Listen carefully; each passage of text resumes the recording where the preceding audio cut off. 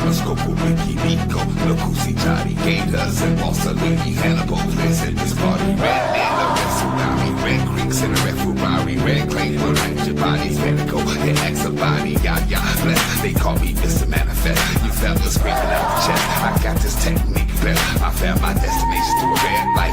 Rock your soul through the daylight. Hot your going crazy, right? Nancy going crazy, right? Up, man, fight. I'm purple haze through the night. I'm thinking chili out of spite. I'm making suki for the slice. I'm speaking Alabama cream. I'm chopping corn through the streets. I rock that rains on the tape. Koozie King is out of ranges. Koosa.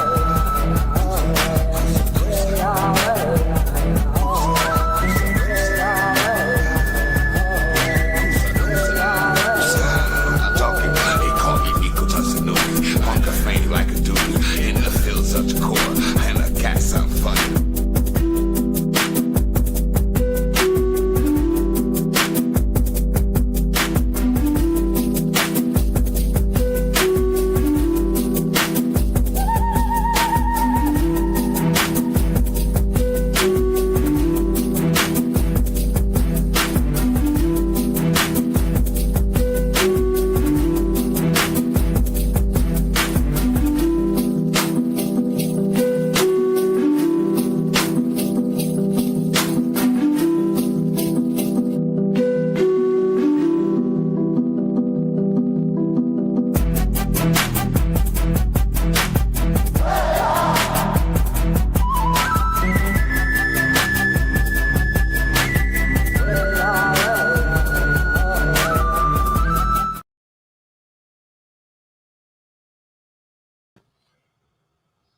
First name's Doni, last name is Glover, in it to win it for the long haul, baby.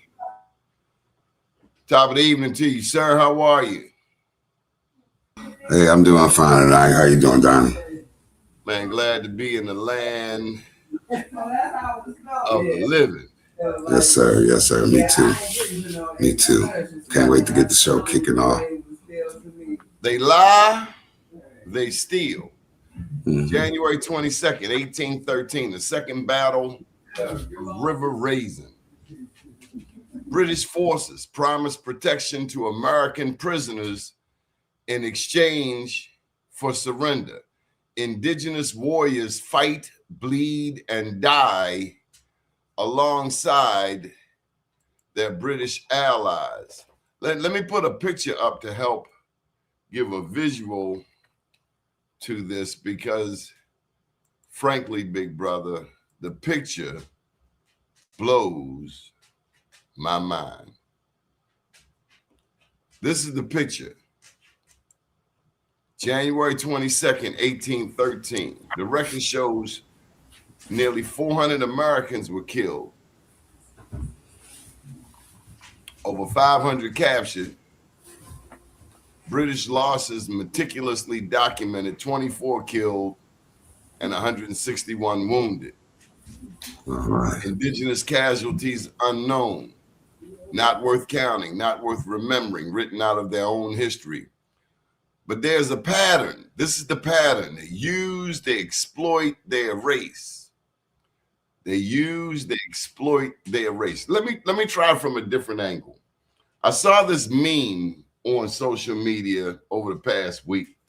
It says that colonization, the enemy of colonization is terrorism. But if you think about it, if you're trying to come and colonize my land and I fight against you, then they call me a terrorist.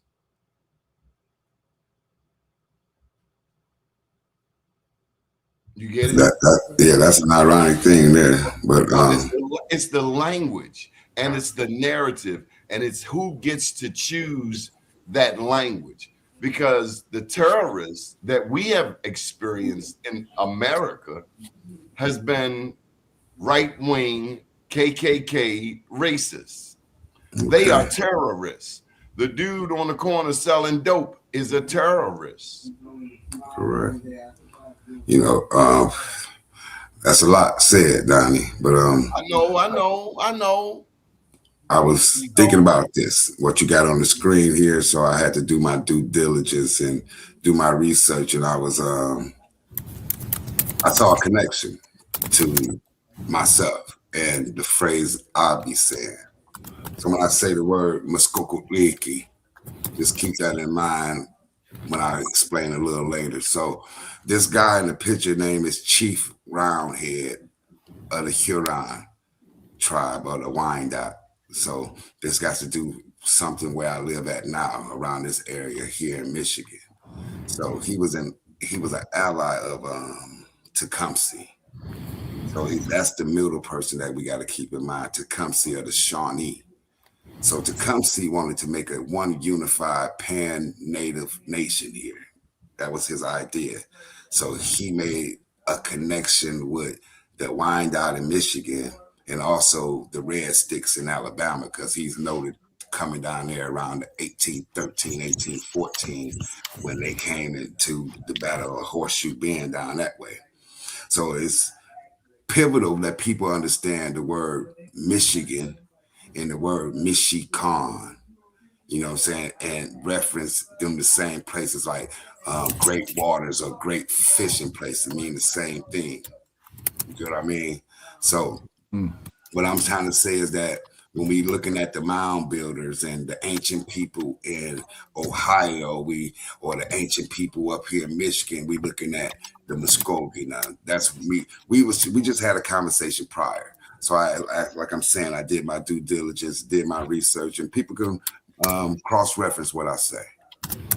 See if there's any truth behind it. But these guys here around here, he was the northern person, but his name is Stacata, Stay. I think Getha, Stacata, meaning like a doorkeeper of the north, or they say they came in creations the same way we did, from a muskrat and a turtle. You know, the muskrat go and burrows in the water and digs up the dirt or whatever. So it's the same type of meaning behind the creation stories between the Huron here in the north and the Muskogee in the south in Alabama via the Shawnee in the middle. So now we can see this big confederacy that spread from the south to the north.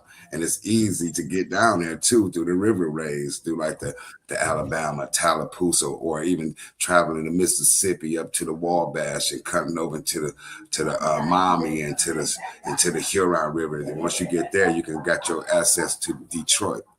So we talking about ancient Detroit, south to Alabama, and it's a straight shot if anybody look at the map.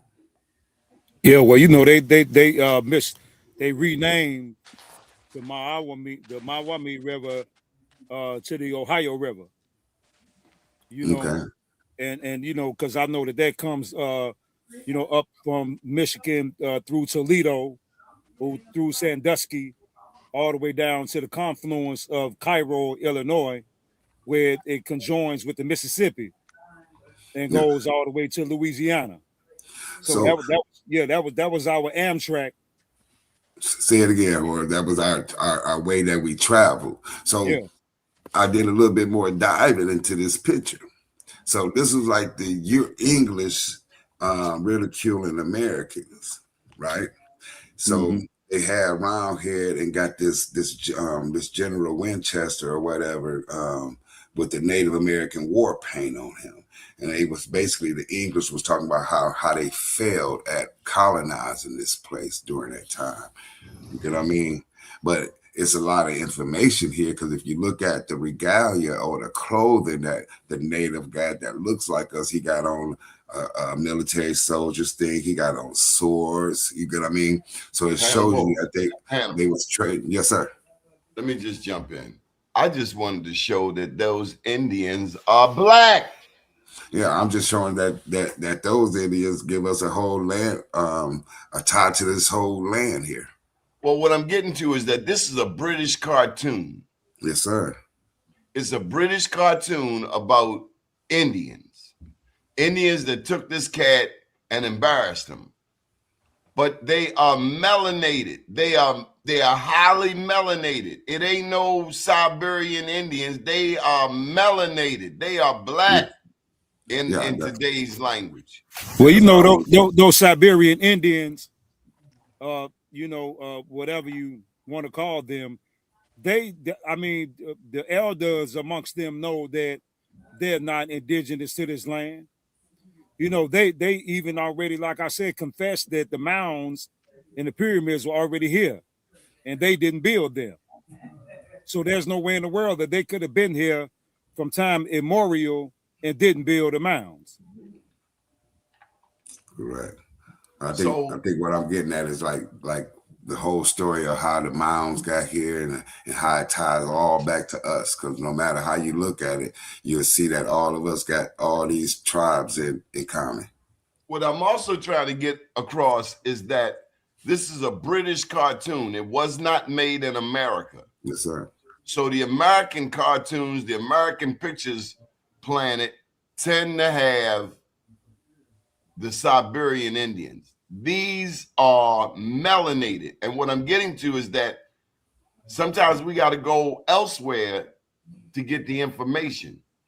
Correct. So let me share this. When I go to try to pull this picture up on Google, it wasn't all of that easy to pull down. They have it saved as an AVIF file. What they do have readily available is a black and white photo. And the black and white photo does not bring out the melanin in these people's skin. A lot of times you see black and white and you're like, yeah, they are black, but damn, I wish I could see it in color. This is in color. 1812, British newspaper, cartoon, and they are brown as me and you. Well, you know, it's one thing about it. Before they got here, you know, we were already melanated. We were not. We never partook in any type of religious ideology known as Christianity or anything of the sort.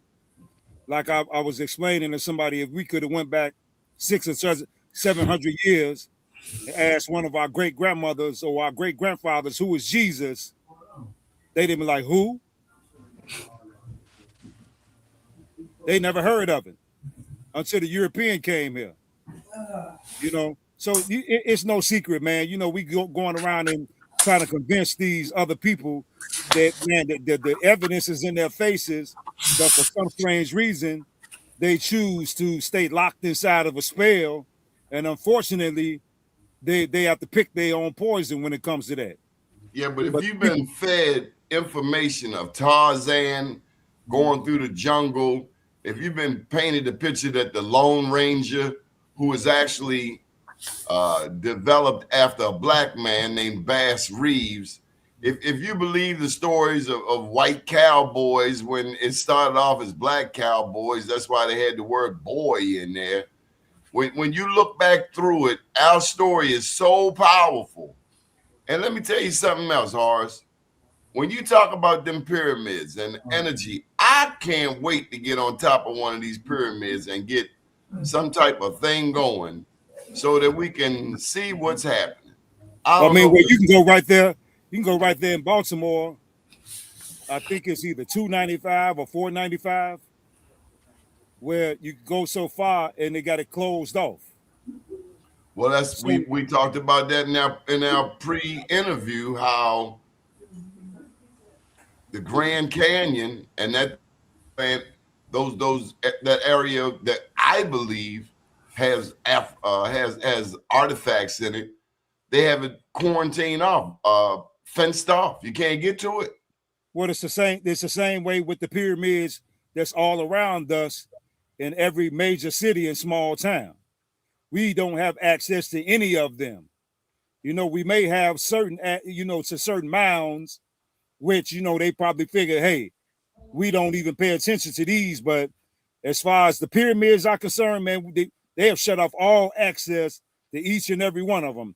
If waste management isn't in control of them, then some other corporation is. This is for you, Horace. Guys, let's not let this world pass by without us recognizing our position in the future. And then they got a plug for your march, man. Sure indeed. Shout out to Divine Writers. Yeah, because the Million Matriarch March, it's already set into the ethers, and it's going to take place regardless. Absolutely. They didn't want me to make it this far, to even put that idea out here, but it's too late now, Jack. Yes, sir. Yes, sir. So what you think about everything being said, Planet? Well, I think I've always said that one could have better luck examining the art, the drawings, and the paintings from the past as opposed to the history books. Because they're trying to depict what they really saw. So, to Danny's point, it clearly they are illustrating that the indigenous were of a darker complexion than what we see in the movies and what we see via John Wayne and the Indians and this, that, and the other. So what else? I get it. So what else we need to do to get people to see this? Because most people, even amongst our own, don't believe this cold-heartedly. Right. You get Well, what I mean? yeah. And, I think the fact that this is an English newspaper gives it more validity. And I say that this is like, an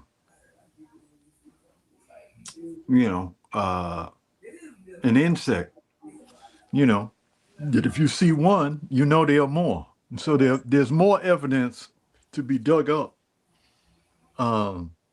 that clearly states our existence in America prior to the Atlantic slave trade.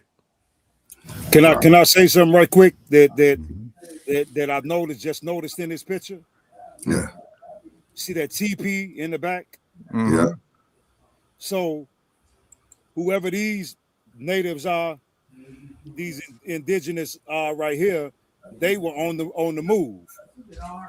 Because nobody was living in teepees unless they were running from somewhere. So those are temporary tents. Nobody was Right. living in teepees and whatnot. So that whoever they are they could either been sellouts or on the run or a combination of both, because that teepee tells it all, because those were not our natural habitats. I think you hit it right on the head. I think they were both. You know what I mean? Sellouts and they was trading with them as well. You know what I'm saying? And it's like, I think the story that he double crossed them or something like that when you look into the history of it. But it is what it is. They say the native that with the sword comes from Brownstown, Michigan. That's only 20 minutes from where I'm at driving. And what's his name? Roundhead. Chief or Stick Harder. They call him, his English name is Chief Roundhead. But then if you look at how they named these tribes, like up in Michigan, you got a tribe called the Cree, Cree, without the K. You get what I mean? Mm-hmm. Same people. That's the point that when I be saying my piece, that's the point I'm trying to make to the crowd, man. And I see the whole thing is that our people got to get past that the natives could have been us or black. They are us. You get what I mean? And it's layers to this game. And like how me, Planet, and you was talking earlier, it's time within this, and it all depends on where you at in time and how you thinking about this situation in time. You get what I mean? Yeah, Absolutely. I agree. Yeah. But I'm doing my due diligence. Here's a basic fact that I've been sharing. 90% of the Africans trafficked out of West Africa went to South America and the Caribbean. 4 to 6%. 4 to 6%. 5%. 400,000 came to North America. Today, 44 million people in the U.S., 110 million in Brazil. Does anybody see the math? Yeah, well, I mean, the whole story is fictitious, though, Donnie. Yeah, Alex Haley was a goddamn lie. Yeah, well, they didn't I take said nobody. it. I finally cussed Yeah, Planet. they didn't take nobody to I Brazil. see. You know, they didn't take nobody to Brazil from Africa. You know, no 40,000, none of that garbage. Those people were already there. It's just like that's what Donnie's saying about here. Even if you look at this map, it's only one arrow that's coming, one line coming up to North America here, and it's a small, skinny line. You see it? Yes, yes. So where all these black people come from? And you know what? Now I don't really believe we 15% or that is 44 million. It might be so many more. Yeah. I believe it is. Hell, it's probably that many in South Carolina. Yeah. You heard about they wouldn't want us to find out that it's really 40 to 60. But you heard about the sport hockey, that it was Native Americans that created the hockey. But if you look at the people, they black people from Canada. You get what I mean? So you'll see that even the creation of hockey got to do with the natives being black. Hell, I believe South Carolina, Mississippi, and Memphis alone will probably make up 44 million people, black people. Yeah. You know, they say the majority of us is in the South. Yeah, and man. I kind of believe that too. You could tell. You know, that's just like hockey players. Who you think came up with skating backwards? Come on now. Talk to me, pimp. Right. Who do you think came up with skating backwards? Was like, you know, like we said the other day, we'll make something hot and give it up and well, you know, on to the next thing. I mean, the Kentucky Derby was created by us. Right. Man, don't get me started on that stuff. You look at jockey in the day, and all you see are non-black people. And you would think that black people ain't know nothing about raising horses. This is Isaac Murphy, champion jockey, black man. Black people won all the damn horse races.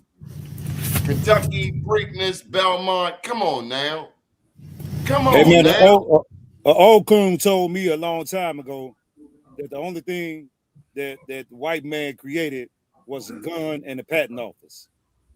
Actually, the Chinese came up with the gunpowder, so you can't leave them out. That's the process of elimination. Maybe that's the patent office then. Yeah. And if you saw the Great Wall, you saw where Matt Damon was over there trying to get the gunpowder from China to bring it back to the West. Yeah. That and the technology behind rockets and that with that AK-47s and stuff like that. I know it's the Russian. So the name of the show is look, Hannibal. It's called They Lie, They Steal. No, I know. If somebody who lie and steal all the time, the old people say if you lie, you steal, you cheat. You cheat, you ain't no good. Other people say if you lie, you steal, you kill. You know, when they came here, I believe that the only way that they could subdue the tribes on the land was they had to have infiltrators who would be the equivalent of COINTELPRO today. Because if you take a look at the Zulus, when the British went down in there messing with Shaka Zulu and them sent their ass back to Britain. And they didn't have any guns down there in that part of Africa when they took the British to war. It took them 2 years to regroup. And it's no different from what happened in Haiti. So, in Burkina Faso, so we got these different people that they're not, because look what they did, man. They tried to get Ibrahim Traore's right-hand man, somebody looked like him, to be COINTELPRO and take him out for a few $1 million.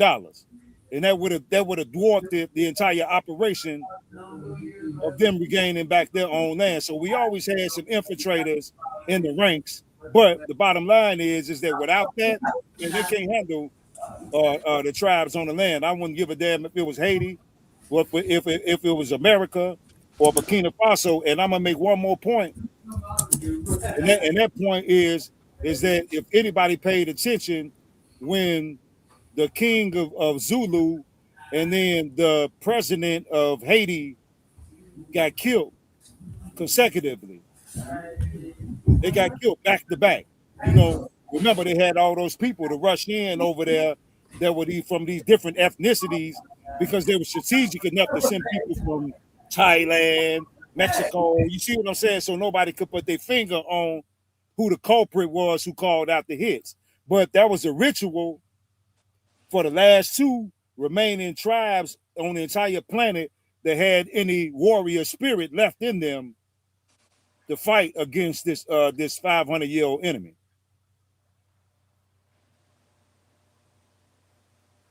Well, that's the deep connection you got there, Horace, because when you look at when the English and the British took over the Carolinas from the Spanish, the first group they brought in there was the Zulus. Huh. So you looked at it, they was messing with, even prior to Shaka Zulu, they was there in the 1680s sometime. You get what I mean? 1690s. So that's my man, that man. And I love how the people of Burkina Faso is supporting that brother.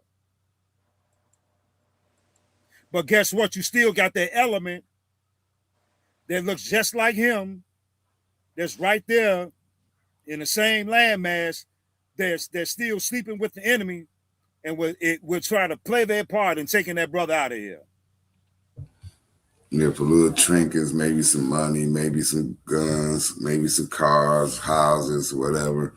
You know, you get it, you know, the other governments from the outside allying with these folks. I get it, you know. But that's the spirit that's other people, you know, I see it. I like what he did with against the French and against what's the name of the French president? How he kicked I don't know, but him he's a jive turkey, man. Man, that he is one arrogant son of SOB. Yeah, we get to see them. What's the other one that you know, the other in Canada? You know, you got Trudeau, and I get them that Canada still got their French connection. You get what I mean? So you see the influence, how the French and how what he's doing is affecting the French and also Canadians in some ways. Well, I mean, well, remember they killed Gaddafi because of what he was doing. Because see, he was creating a wealth system based on the natural resources, not only in Libya, but he was getting the other heads of states in Africa to join on and them create a financial system based on the natural resources in Africa. That would have Kind of wiped out. sort of what Ibrahim Traore is doing with the train that goes to Mali, Burkina Faso, and Niger. True indeed. You know what I'm saying? And it's also it runs along the same lines of what BRICS is doing. Brazil, Russia, India, China, and South Africa. Oh man, you know, I used to really dig Nikki, but she get the Clown of the Year award. Sitting there up there looking like an Indian. Yeah. I think they don't know better, or they don't know what they do or what they get in the game they getting into. You get what I mean? Man, she might have got a paycheck that say what she said. Yeah, that's what I was getting at. You know, they don't know how deep this situation runs. People think that we currently in this spot where we at now, and the past don't affect where we at now, and that's an illusion. Right. You know, the words we say, the things, the mass culture we have is reflective of the past. So I think in order to solve issues of the past, you got to look at it under a microscope and be truthful about it. You know what I mean? Well, but the reality of that is, Hannibal, they keep on telling us these things were in the past. No, they're not in the past. Yeah, they're current. You know what I mean? That's what I'm saying. Current. And so you know, I had to tell somebody that slavery was so long ago. I said, okay, well, let's forget about slavery. What about the 1920s, then the 1930s, then the 1940s, then the 1950s, then the 1960s, then the 1970s, then the 1980s, then the 1990s. So what do we think that they somehow stopped? No, man, it ain't in the past, man. This is the present crisis. Yeah.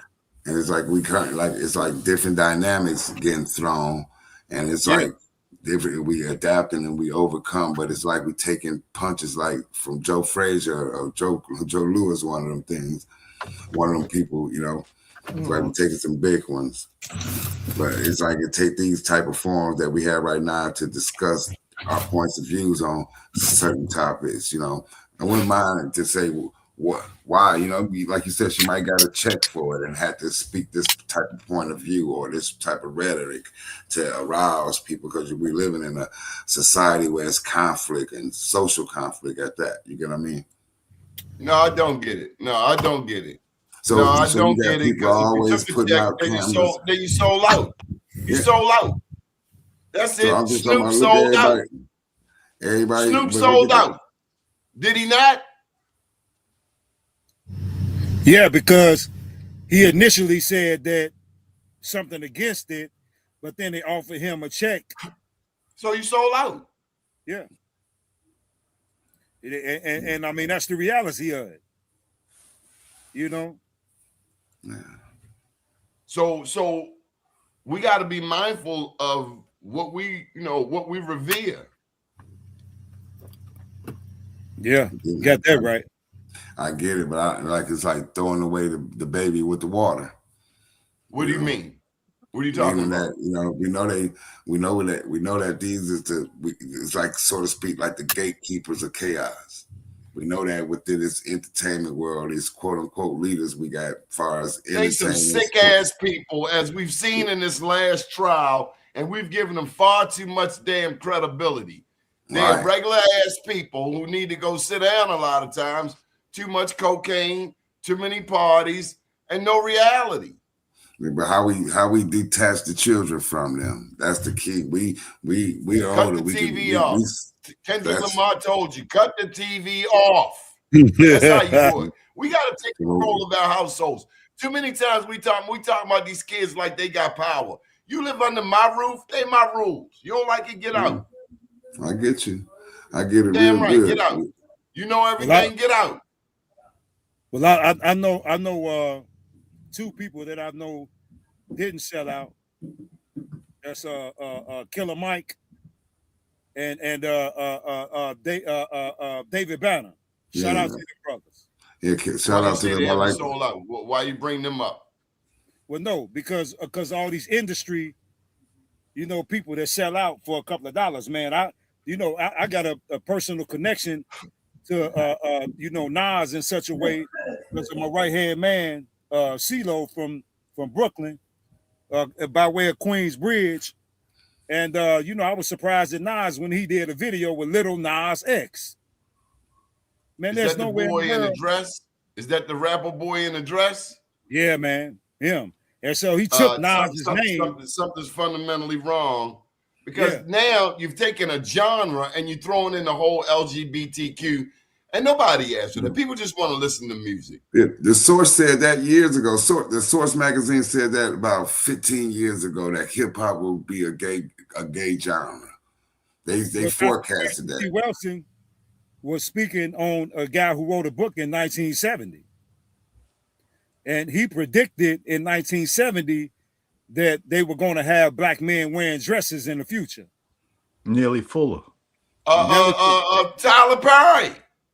50 got a documentary working on about Tyler Perry. What about Geraldine then? Tyler or Oprah, because a lot of us, let's be honest, look up to them, revere them. They got millions of followers. But then you had Geraldine too, right?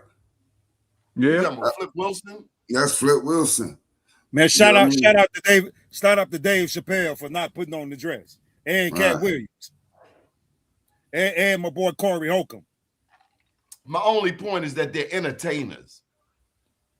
They're not the thought leaders. They're entertainers. They dance. But they sing. They show their breasts. They shake their butts. That's what an entertainer does. But look how socially the thought. I ain't talking about them. That's what they do. I'm talking about in our household. Do you revere that? Oh no, I ain't talking about that. You got to remember, you said to raise your kids in your house, but socially, when your kids go to them schools, their friends got an impact on their life, and society got an impact on them. You got to fight back.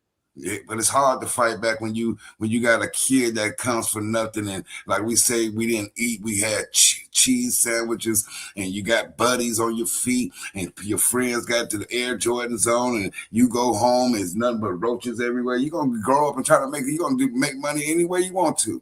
So all that, goddamn right. You that's got what's that gonna money. happen. You got that money. You're not hungry no more. Matter of fact, you got a bit of a gut.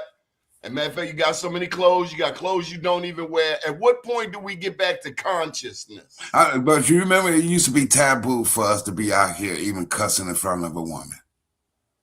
It used to be taboo in my day. In front of the elders. It used to be taboo for even the drug dealers selling drugs. They used to straighten up when an old woman come. I remember that being secretive. Everybody didn't know this So what person happened? sold drugs. What happened? I mean, what happened was the drug, the cocaine, Greed, and then the material, Greed. then the materialistic culture weaved in. They got into the music too. That was another William Lynch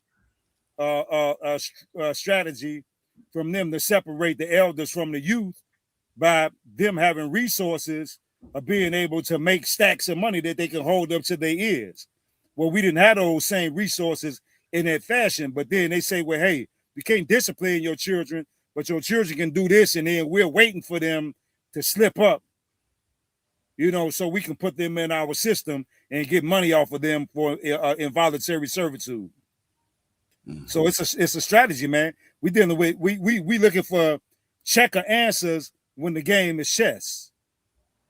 But then who's that fault? Is it the player? Is it some fault with the player too? The player in the game? The people are destroyed for the lack of knowledge, as well as from being integrated in with the enemy. That's the best way to say it. Like you said, you know, it's like it's fault on both sides. Even if when you do fall for it, it's some of your fault too for falling for this system. And I think that we at a point in time, 500 years so-called later, from what they say, that we should be kind of aware of some of the pitfalls. But some of us are, brother, and the numbers are smaller than the numbers that aren't. Because I mean, we just imagine, man, you're trying to tell these people that we had a spiritual system that existed before the Europeans brought Christianity to these shores. So or we try to tell the people that, man, we've been here for aeons and we didn't come over here on slave ships. So sometimes, man, it's just up to however the ancestors or the universe or the development of that individual or those people are. So it's always going to be that small number. Like I say, everybody can't be the king and the queen. So, of course, well, let's go back to the conversation we had earlier. Here goes. So, answer this question from the viewers. It's from at Mr. Parallel. He said, "Is it possible that we were infiltrated by the worst of the worst from other countries, and that was what happened?" Well, yeah, we were infiltrated by them as well as people who was already on the land.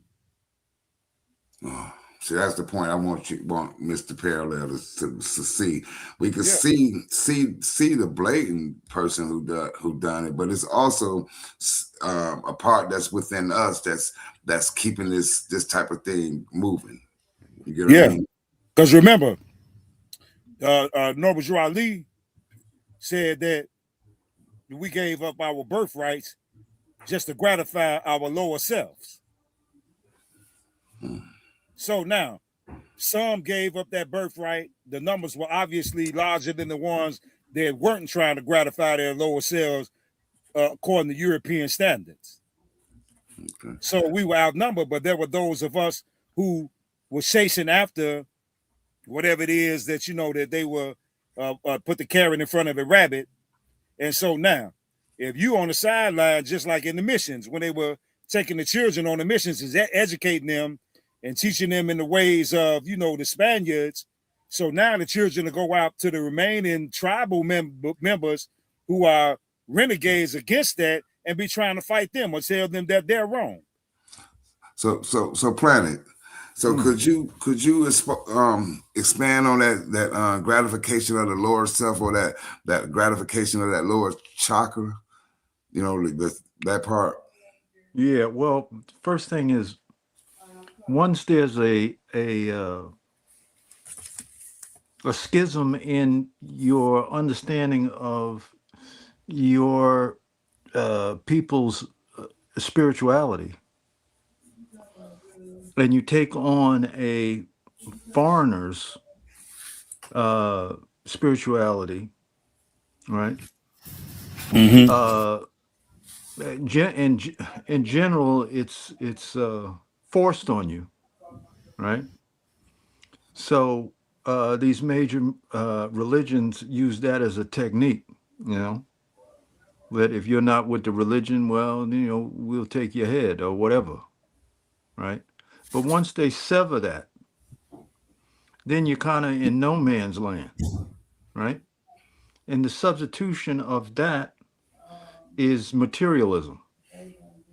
So once they get you hooked on materialism and make your modern day heroes uh, so economically sovereign to the commoner, to the regular person who's trying to get there, then all of a sudden their attention goes towards the money as opposed to the moral reality of connection to land, connection to their belief system, of their culture.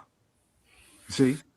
Now, the person who is supplanting your spiritual culture doesn't consider that at all. They don't care. And they might not even be able to intuit what your spirituality is. So they they use the word primitive, right? Mm-hmm. So what we see is we see huge civilizations and huge monuments and all of this stuff, but it was related to their relationship to their spirituality. So when the invaders came in, they wanted to rule over everything. So the first thing they did was took away your relationship to your God figure, right? And supplanted it with a figure that doesn't look like you at all. So once they got you believing in something that doesn't even look like you, they have the upper hand to manipulate you into whatever they want to. Hey Donnie, So, this yeah, picture here, dude in the back, was exposed by Dick Gregory, and he said it out his own mouth that he had to move out of the way in order for the shooter to get a clear shot. Ralph Abernathy. Yeah. But who also was there at that shooting that was pointing at the building? Jesse Jesse Jackson, Yeah. Ralph And My point in Abernathy. this picture is Harry Belafonte was one of the most famous entertainers of his era, and he helped finance the civil rights movement. We have multimillionaires today, more than we had back then.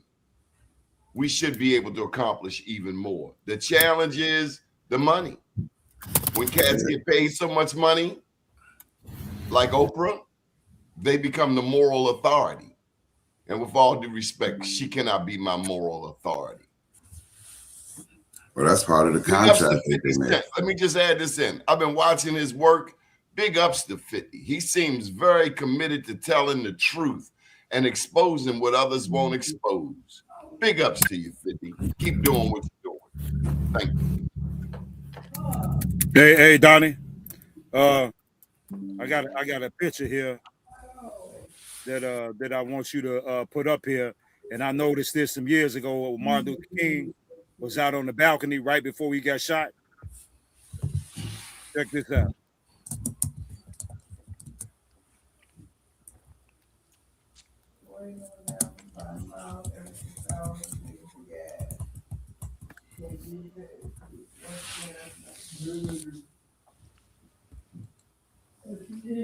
Now, if you take a look, Martin is the only one that ain't doing a whole bunch of skinning and grinning. So all while he was in the room with these dudes, they was a bunch of jokesters. So he knew something wasn't right. Because he like, man, why is these dudes so happy and so clownish, at a time like this? Because they knew what was about to take place when that brother got shot. But everybody's smiling on the picture except for him. Why is that? Because he felt something was wrong because they was a bunch of buffoons. Yeah, they did a documentary about how he knew where to point at.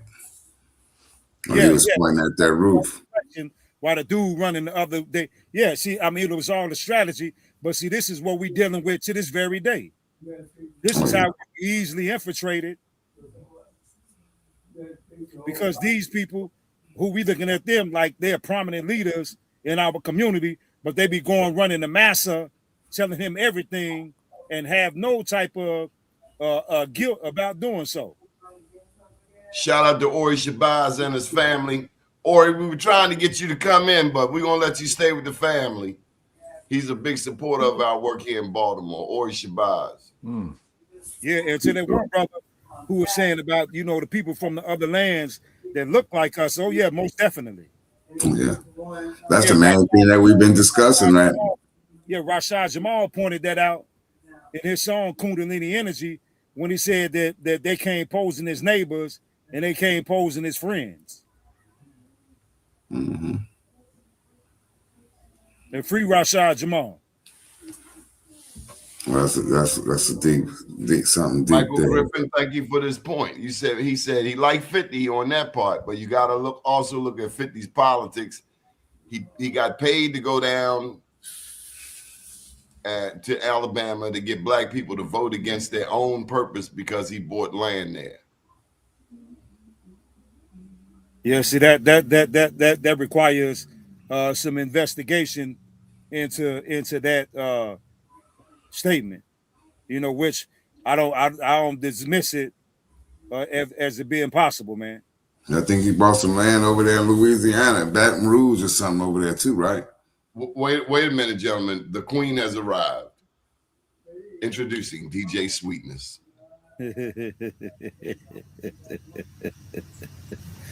Peace, DJ Sweetness. The holiday boo. Yes, it is. Well, that's just something to think about, you know. A lot of things to situate. She got a Christmas outfit on for you, Horace. Oh, okay, dig that. All right, so we gotta research 50. 50, they didn't Michael Griffin then called it out. Yeah. I think he bought some land over there in Baton Rouge too, and there was a problem over there as well. So I believe that's so.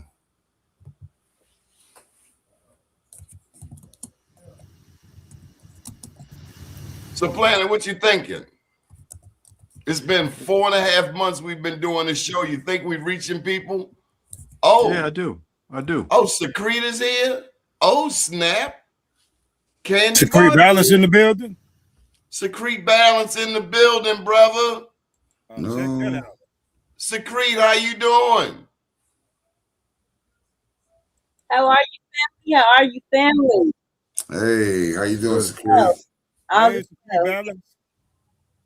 I don't know what you did to my boys, but they just brag about you.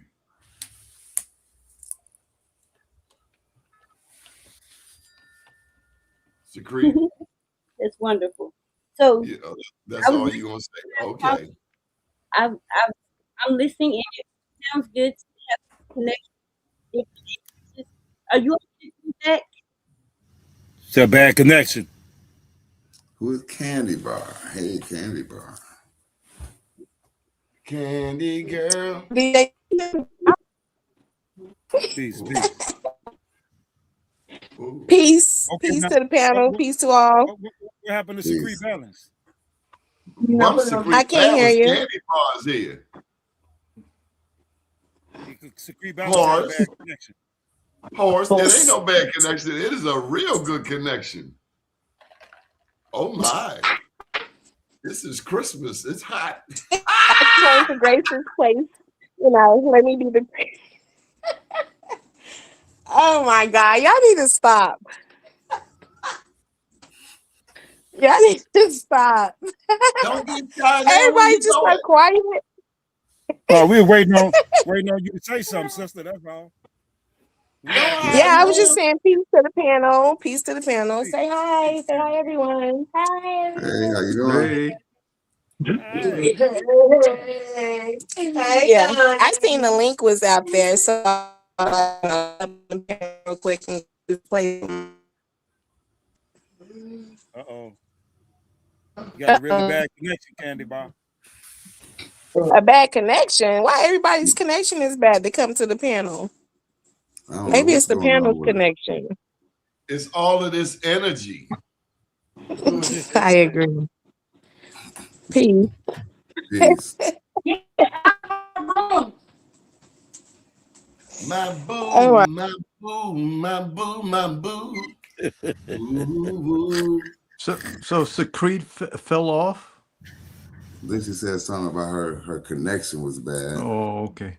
Y'all, woo, it got hot up in here. We went from talking about that to the red sticks and all the way to Candy Girl. Oh my word. All right. How you doing, Horace? I'm all right, brothers. I'm okay. He said, ain't no biggie. Yeah, I'm all right, man. Y'all see I got that Tazokin behind me. Yep. Yeah, sure. Let's see it, man. All right.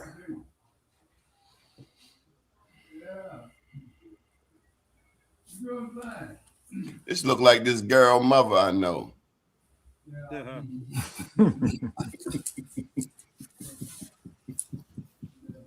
Yeah, man. That Tazokin that Tazokin is a powerful calendar, man. A lot of people don't know that in the face of it, if you look hard, you can see one of us there. I do. I look like this lady I know. Yeah. No fool, man. no fun. Are y'all enjoying yourselves today? Are y'all at peace? Y'all ain't cutting nobody? I went to my brother's house, had a whole house full of people. I told him I can't stay. I got to go do the show. And I think we picked up some YouTube fans. And I'm like, you got to tell the family what you're doing so they can support you. They can't support you if they don't know. They go support once. And I picked up some jerk chicken along the way. I'm a big fan of I'm a connoisseur of the best jerk chicken in the world. If you got jerk, I want to try it. Osayu. All right. Hannibal, I got something for you. I need 3 Native American words that we have used regularly so we can begin to build our vocabulary list. And you got to start with it's a Muskokoliki. So Itza means that's connection to the Itza Maya people from Pittsburgh, or the Hitchiti speaking people. Hintsay or Hintsay, HENSCI means hello or one on the path or something like that. You got Sakuga, SAK space HUDGA. That means doorkeeper. So people from where I come from would say, Hinche Sakuga, it's a Muskokoiki, Miko no Kusichari. That's me saying that I am a descendant of the Isamaya people. I'm a Muskogee person. Say that again, because it sounded like you said meet me, telling a girl to meet you at your apartment at 3 o'clock. Say it again. No, I said, Hinche, Sakuka, it's a Muskokoliki, it's a Muskokoliki, Miko Nakusi Chari. That means Nakusi means bear, Chari means red. Sound like you were saying, hurry up, my mother get home at 3 o'clock. We got to be gone. No, it's got to sound like a romantic language, I guess. It do. Sound like you pulling up on a lady. Because when you say words with the A ending or the I and E, you get what I mean? You get that type of energy. 3 o'clock, come in the back window. Yeah, I got something for y'all here. Osayu. From the the Abenaki tribe. Now, now, when I name these tribes, let me know, Hannibal, if you're familiar with them. Okay, tell me where they from. Well, you know, I don't have a location, but I had it the next time around. But I Okay. got Ezeban. This is a trickster. I got Gluskob, which is the kind protector of humanity. I got Malsumis, which is a cruel and evil god. I got Pamola, which is a bird spirit or causes cold weather. I got Tabaladak, which is a creator god. Now, this is from the Blackfoot, Apatuski, a creator, or Napi, which is a trickster. The Haida tribe, I got Taazex, which is a god of a violent death, and Tia, which is a goddess of a peaceful death. I got Ho Chunk tribe, which is Red Horn, he who wears the human face on his ears. I got from the Hopi tribe, a holy. I got, well, I can't pronounce this one, but Angusnaso Mat Angusom Taka, which is the crow mother. I got Coco Pele, which is the goddess of fertility. I got Coco Yan Guti, which is the goddess of creation, or the spider grandmother. I got Muyingwa, which is the germinator of seeds. I got the Tai Iowa, which is the sun spirit, or the creator. Have you ever heard of the Innu tribe or the Inuit tribe? INUT. Yeah, INUIT. Yeah, I heard of them. Inuits. Yeah, and then you got the Innu tribe is the INNU. Yeah, them like the tribes up there, like the Inuits, like I think is Alaska or Siberia, someplace where like the Eskimos and stuff like that. Okay. I know that, like, far as the Muskogee, they say Chufi or CHUFI for like the trickster energy or the rabbit. You get what I mean? So they got stories about that. I think that each group has its own correlation to certain personality traits of humans. So were the Iroquois friends or enemies? All depends. Like, I know that the Haudenosaunee, that group of 5 were allies with the British. So they even fought amongst their own kin. You get what I mean? So that's when you look into the Beaver Wars, you'll see that this Haudenosaunee even fought against like the Huron. If you wasn't a part of them, they was coming for you. But that was the Huron, is like a Iroquois group. So some Iroquois groups and the Algonquin groups and the Muskogee groups met together. So you got to think about the natives and 4, especially over this way, 4 linguistic people: Siouan, Muskogee, Iroquois, and Algonquin. If you think about them four language speaking tribes, you will understand what's going on and the politics when they start mixing with certain groups of people. So what about the Lakota? So that's the Siouan speaking people that come, like you get Mona Suckapona, or you get your Blackfoot people. They come across so they got, the god of peace is Wopi. We is a solar spirit, father of the Wopi, and Itu is the personification of time. So what you'll find is that you'll find like the prefixes to them certain words into these other tribes. It don't be that, well, this word is the certain word for that energy. You get what I mean? That it'll be the prefix of it. I guess that's what I'm saying. Like with Michigan or the Muskogee, Michigan got to do with a great water, or the Miko is a great leader, or Muskogee means the muskrat, or Michigan means the muskrat, or the muskrat that digs it up. So it's the simulation to the words. What about Mi'kmaq? That's some tribes up there, and that's the one that got the hieroglyphics, the Mi'kmaq, and the up there in Quebec, Canada. What about the Narragansett? That's up there. That's in Rhode Island. Tribes in Rhode Island.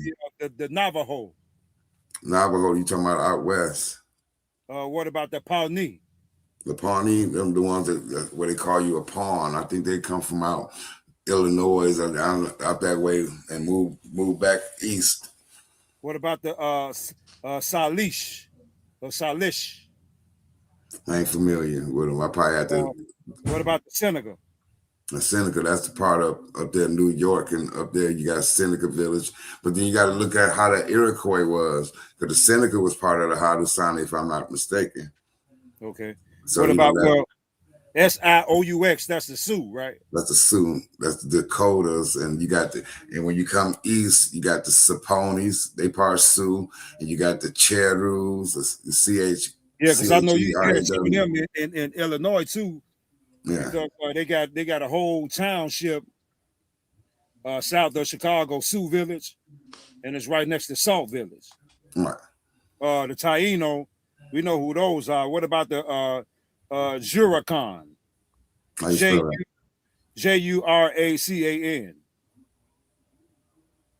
I ain't familiar. I had to do some studying. I probably know them.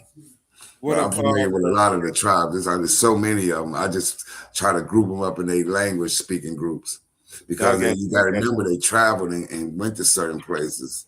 You know, so you got to go to where you can find the origin of the language speaking. Then you can see where they traveled to. Then you can see how they change words. Mm-hmm. And I think that the Nuwapic language, because when I was listening to you speak, the Nuwapic language seems sort of coinciding with some of the words, because I know, like, if I say, you know, "Ke ata antut," you know what that means? How are you? Or if I say, you know, "Anuki heru," that means that I'm Horace. Mm-hmm. You know, if I say "Anuki wawa," that means that I'm okay. So I think when you say that word, I think it's a word that's a native word, Anaka, Anaka. And you think about Chata, Chatta, and it's a lot. It's a few words that you can make the similarity to, but it's like a go back to the origins of the origins of the speak. You get what I mean? Because once you find that, then you'll see where it comes from. Yeah, like if I say Safur Hagor Senat, does that sound sort of familiar? Safur Hagor Senat, but that means travel light, brother. Yeah. Or if I say Safur Hagor Senat, that means travel light, sister. Yeah. So I know that when you speak in Muskogee, I know that you got this. They do the same symbols, because the sounds is kind of similar to the AEs, but it's not really those.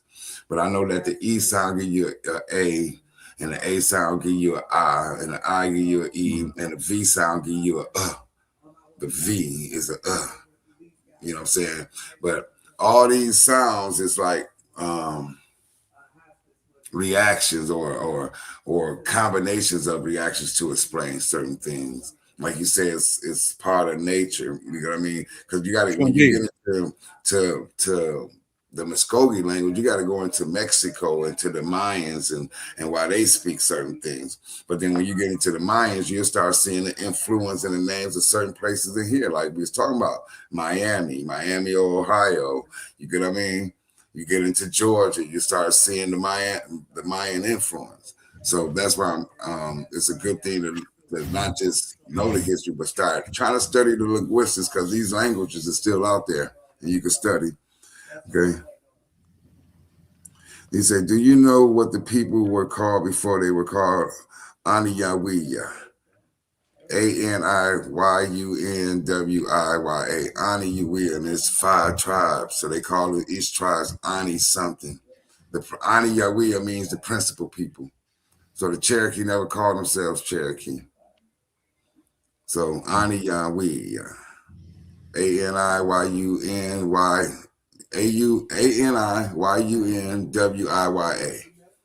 So do you think that the tribes on the land actually had names for themselves that are similar to what they were named by the Europeans?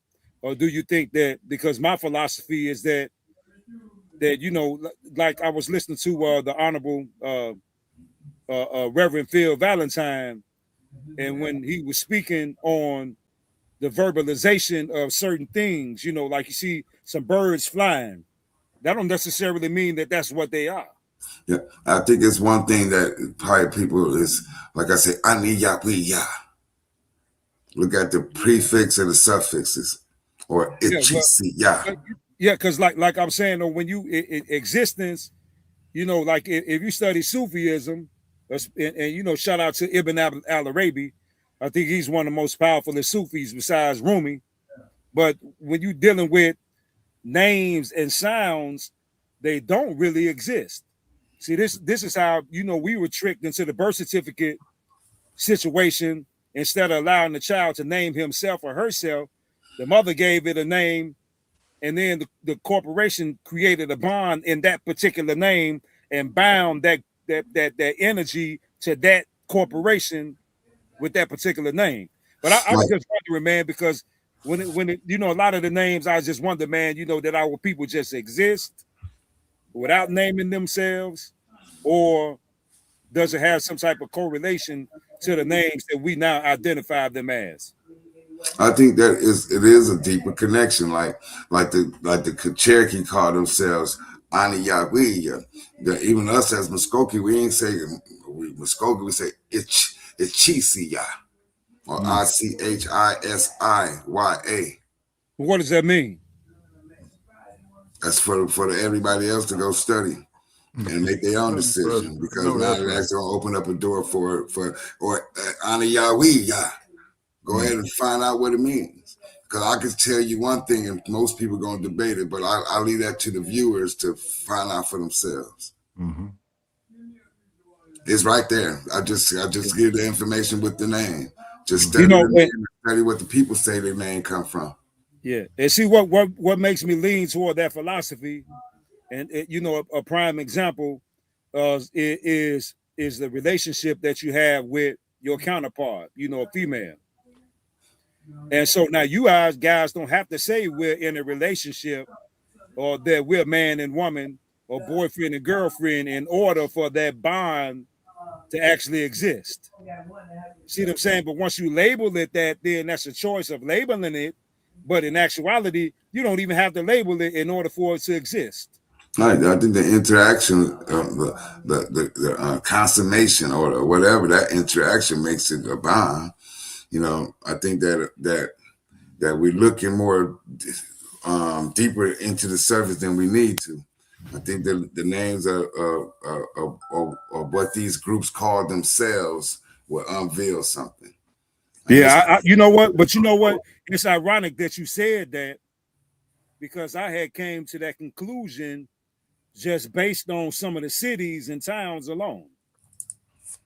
Yeah, I think that there's some powerful vibrations in those particular names, because man, when you travel across, man, you don't see nothing but indigenous names of rivers, of streets, of little counties, and I'm like, man, how in the world did the people bypassing this without seeing this? But then I guess since they got everybody thinking that these pretendians from Siberia are the Indians, that's probably the first thing that comes to mind when they see those. Yeah, this is I think the story of the natives here on this side of the planet needs more studying and more in-depth study. You know what I'm saying? Because I think it's more deeper than what we actually unfolding, because what we thinking now will probably be different 25 years from now, once we really understand why certain things was happening. Understand why you got certain cities and certain positions. You get what I mean? Yeah, well, I think that the major cities, New York, Chicago, LA, Houston, Baltimore, Atlanta, Miami, New Orleans, I think that all of these, particular major cities were put in those particular locations for a reason, which I think that because they were already established locations. They were. It only makes sense. Why is it Alabama and New York? Huh? Well, Why is it in Alabama and New York? I'm not following your logic. It's a place in New York called Alabama. Alabama, New York. Yeah, because the Treaty of New York, the Creek Indians walked to New York to sign the treaty. That was part of their land at one time. Yeah, they got a Philadelphia, New York, or we got Brooklyn, Illinois. Yeah, we got Brooklyn, Michigan. You know. Okay, we got secrete balance in the stream. Hold tight, gentlemen. We got secrete balance in the stream. Horace, who is this Dr. Phil Valentine? We got his picture up. You want to comment? Oh yeah, that's one of my right hand mans, man. He been delivering knockout punches since the early days, man. Long time. Can you give me some shout out to that elder, man. He got straight jab. Give me some examples. Examples in regards to some of his work. Yeah. Well, I'm saying, oh man, him and Bobby Hemmett was like, ebony and ivory. So Bobby Hemmett hits you on one hand with the knowledge and information, and Reverend Valentine hits you on the other hand with it. The thing about Reverend Valentine is that, man, if your vocabulary ain't up to par, you better make sure that you got your dictionary handy. Yeah. Okay, but I'm trying to explain this to people who don't know them. What's this? Only thing I can say, he's one of the pioneers in this degree of information that we've been speaking on today. That's why whenever you hear me, my honors list, he's always in there, because that brother has, he's been paramount in uplifting the people, man, with the information for decades. And I think he's from Brooklyn, if I'm not mistaken. Mm-hmm. I think he told a lot of us about the Ankh, and you got the horse on there. Yeah, the metaphysical side. Yeah, the metaphysical side. Yeah. Okay. And then he got as we introduce these new people and new terms, we got to remember that not everybody is up on these things. We got to break it down. Some people, absolutely, seen it on other shows. They come on, they're in a particular industry, and they use language and lingo that is germane to their industry, but you want to make it so other people can understand and follow it too. Yeah, also speaking of that, I also want to give a shout out to the brother A.A. Rashid. He's been around for a minute. I haven't heard from him in a while, but that young brother is very powerful too. Mm-hmm. Yeah, he breaks down the metaphysics side of Dr. Phil. DJ Sweetness says Dr. Phil Valentine breaks down the metaphysics side of quantum fields. Yeah, amongst other things. That's true. Mm-hmm. Yeah. That's some deep science there. Yeah, he'll a cold piece, man. Hey, shoot, with him and Bobby Hemmett, I mean, you could just those two alone and Dr. Delbert Blair, man, you can sit at the feet of those three elders alone, and man, come out a brainiac. Mm-hmm. Yep.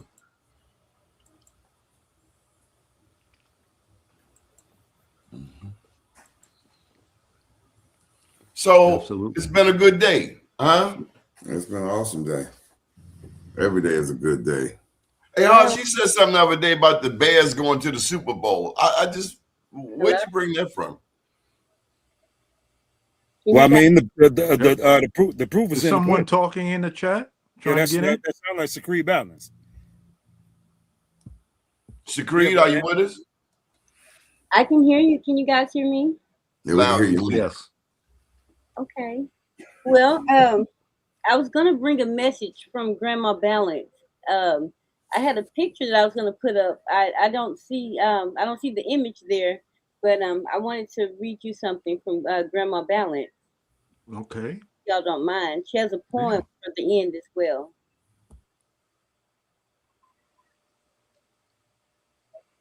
Is that okay? Yes, please proceed. Okay. It says, "My beloved, come sit with me a moment, not to argue, not to campaign, not to convince, just to remember. I know many of you are deep in politics. You vote, you organize, you debate policy. You fight for reforms. And baby, let me say this clearly so you hear me right. They don't make you foolish. It makes you hopeful. But hope without structure turns into exhaustion. And I see how tired you are. Let grandma tell you something. The system will never say out loud. Politics is not power.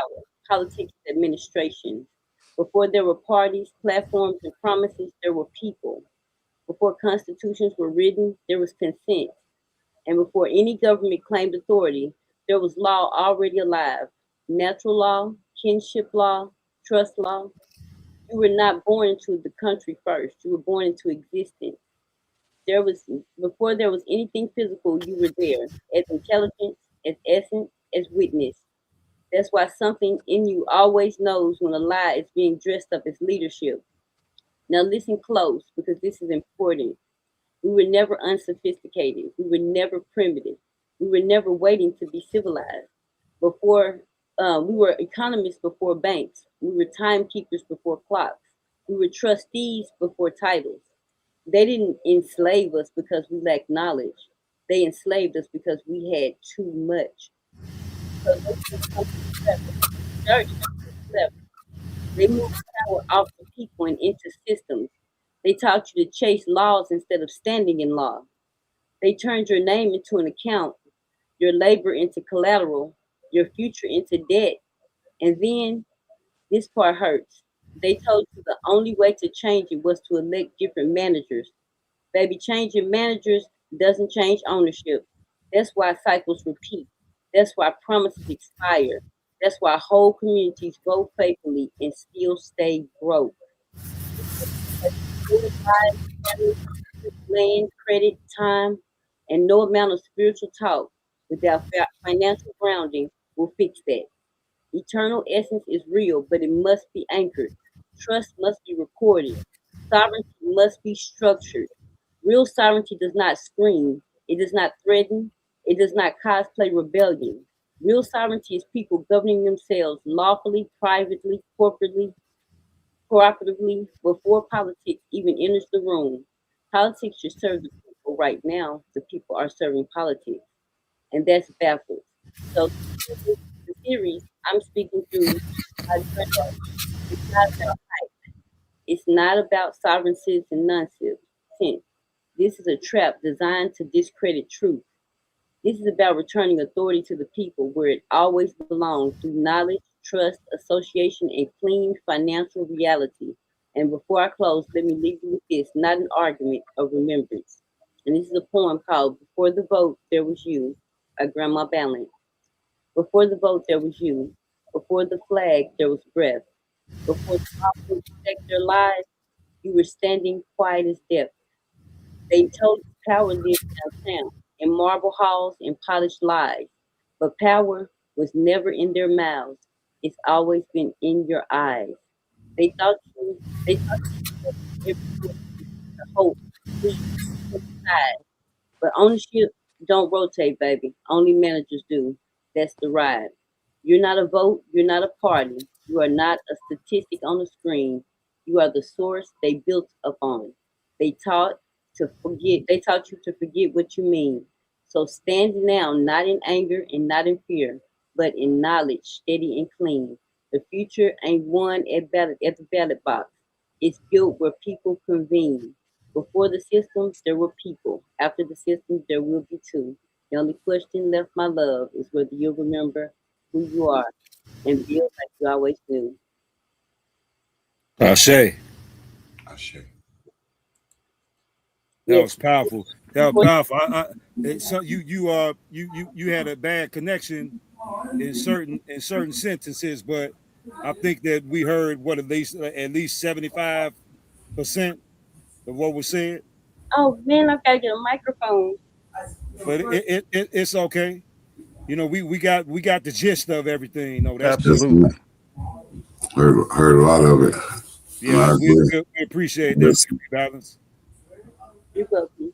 Yes, guys. We've been building before there was anything. We did build those mounds. We were see in the beginning. It was the meiosis and the mitosis, that single cell, and that concept has been built on from 0 degrees, 0 minutes, and 0 seconds. That's what astrology is. That's what the ancestors knew. That's why it's graphed out like it is with Aries on the rising and on the eastern horizon. It goes around and comes around to Pisces.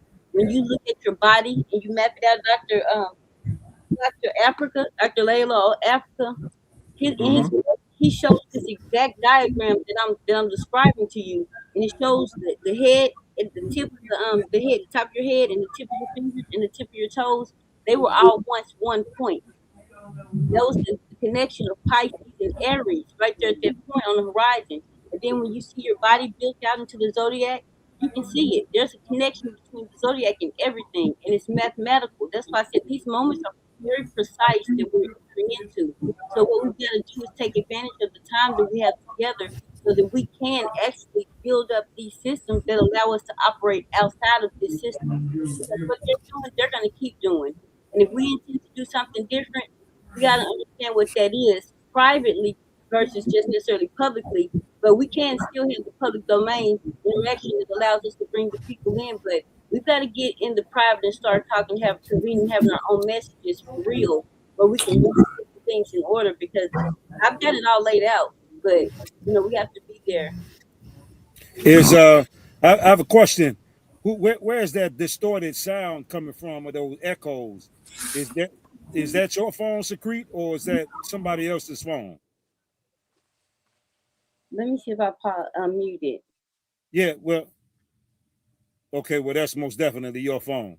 So you either got some distortion in the back, you got it on speakerphone, Okay, and it's picking up everything else. I changed the mic. Is that better? Yeah, that's much better. Okay, I went to the internal microphone for the computer. Maybe it was on something else.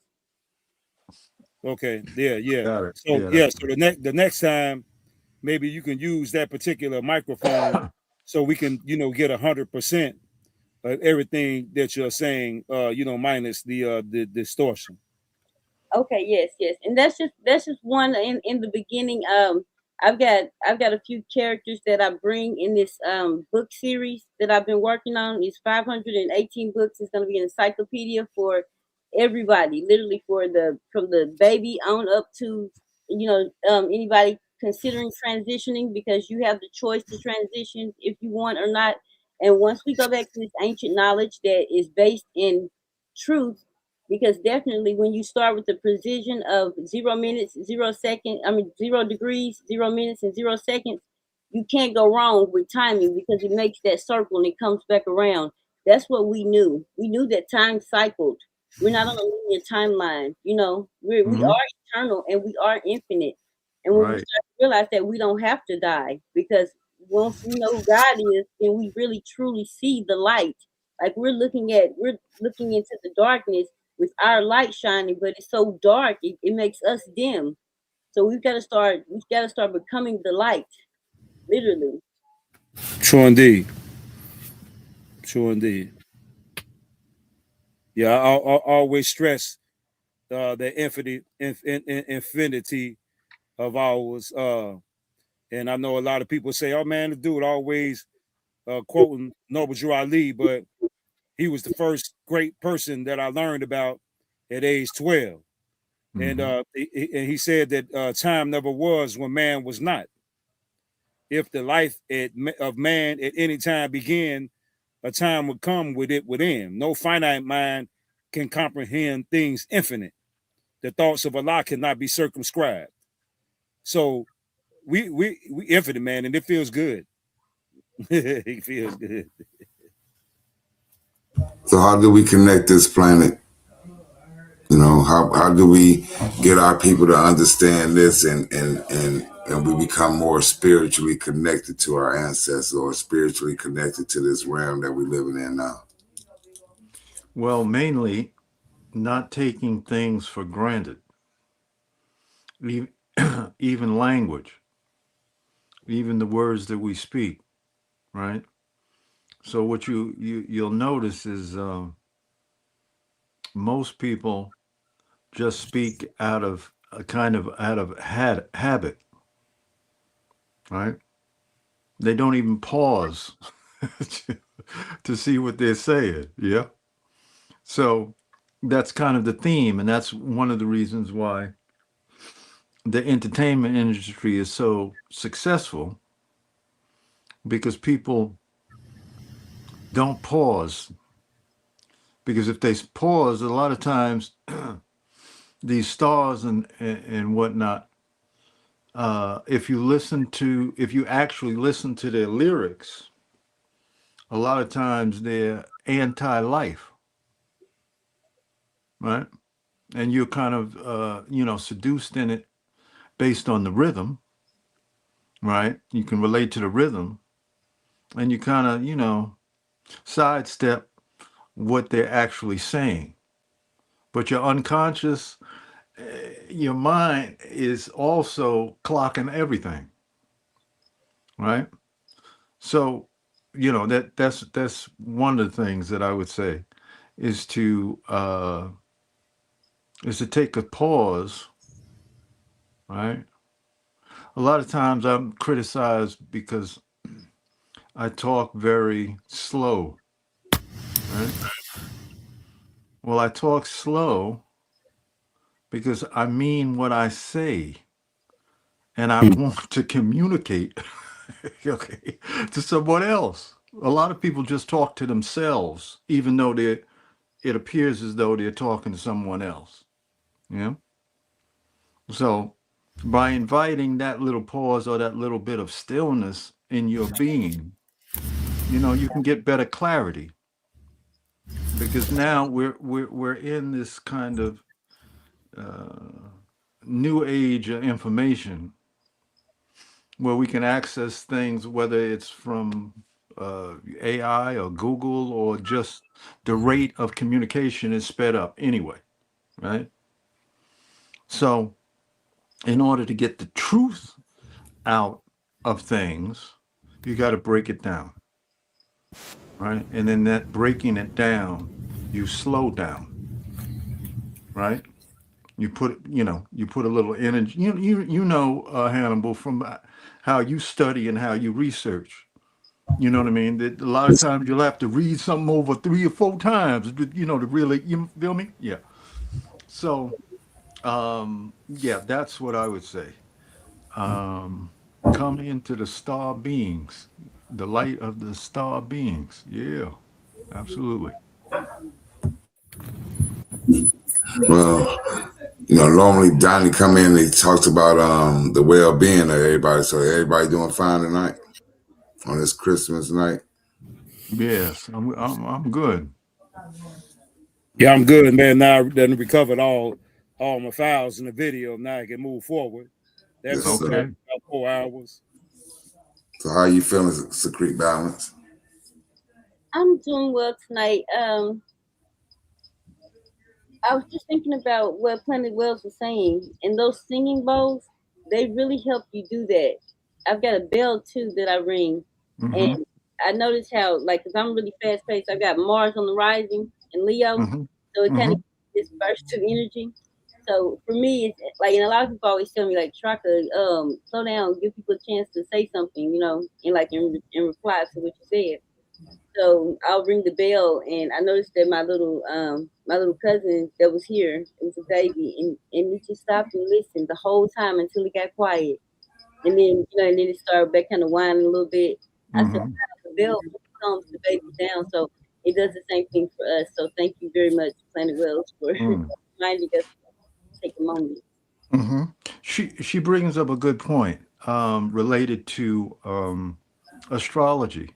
You know, so a lot of times people are lost, uh, or they take their persona for granted, and they just say, "Well, this is just who I am," or whatever, whatever, right? So one of the things the art of astrology can infer is kind of describing that personality that you are using from a cosmic perspective, Hmm. right? And for me, what that does is that also puts a little space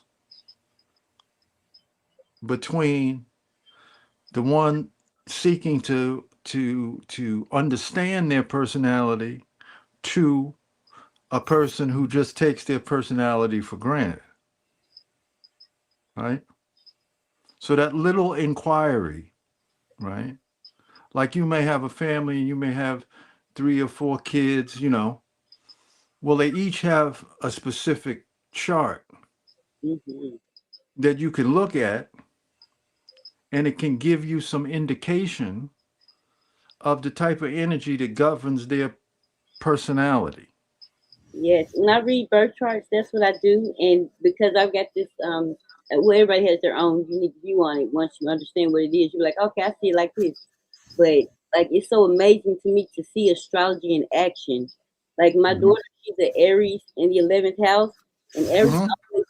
is kind of about me because they're the beginning. You know, it wasn't anybody else, so it's kind of like the lone child. But they're just happy to be.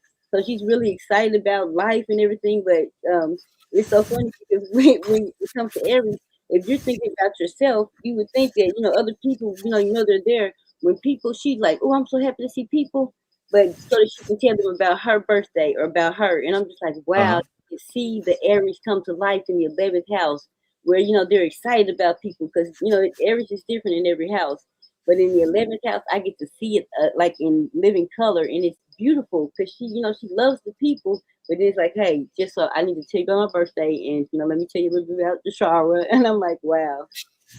Exactly. And the idea behind astrology, for those who don't know, is it's a snapshot of the heavens when you were born, right? Or more accurately, when your body was born. Yeah. And the the clues that it gives, okay, from that initial what they call a natal chart, right, is also something that is constantly in moving. So you may have heard the term Mercury retrograde, Now, right? That means like when a planet is in Mercury, I mean, sorry, when the planet Mercury appears to be going backwards, right? And, all these things have different meanings, right?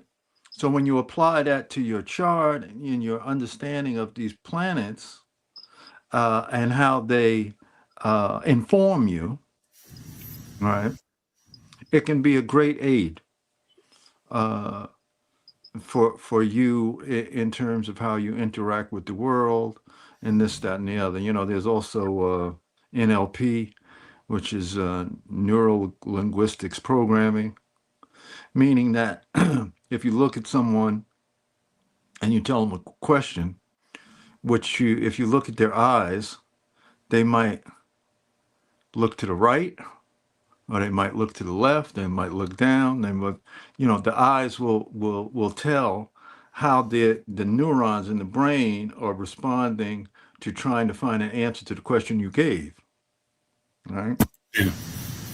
So there are all these different sciences, right, that I find for myself entertaining. So that's kind of like what my entertainment is, as opposed to being caught up in a lot of the popular culture.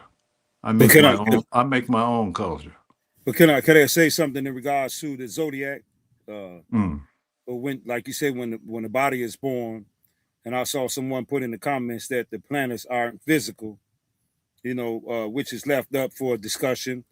But be they physical or not physical, well, what happens when the one of us decide to come here, we bounce off of those. You remember what's the game? The pinball machine. Hmm. A pinball machine working, the ball bounces off of these different.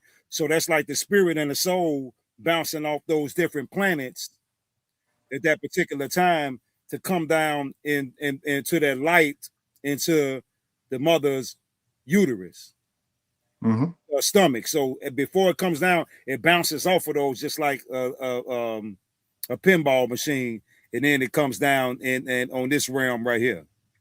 Correct. Correct.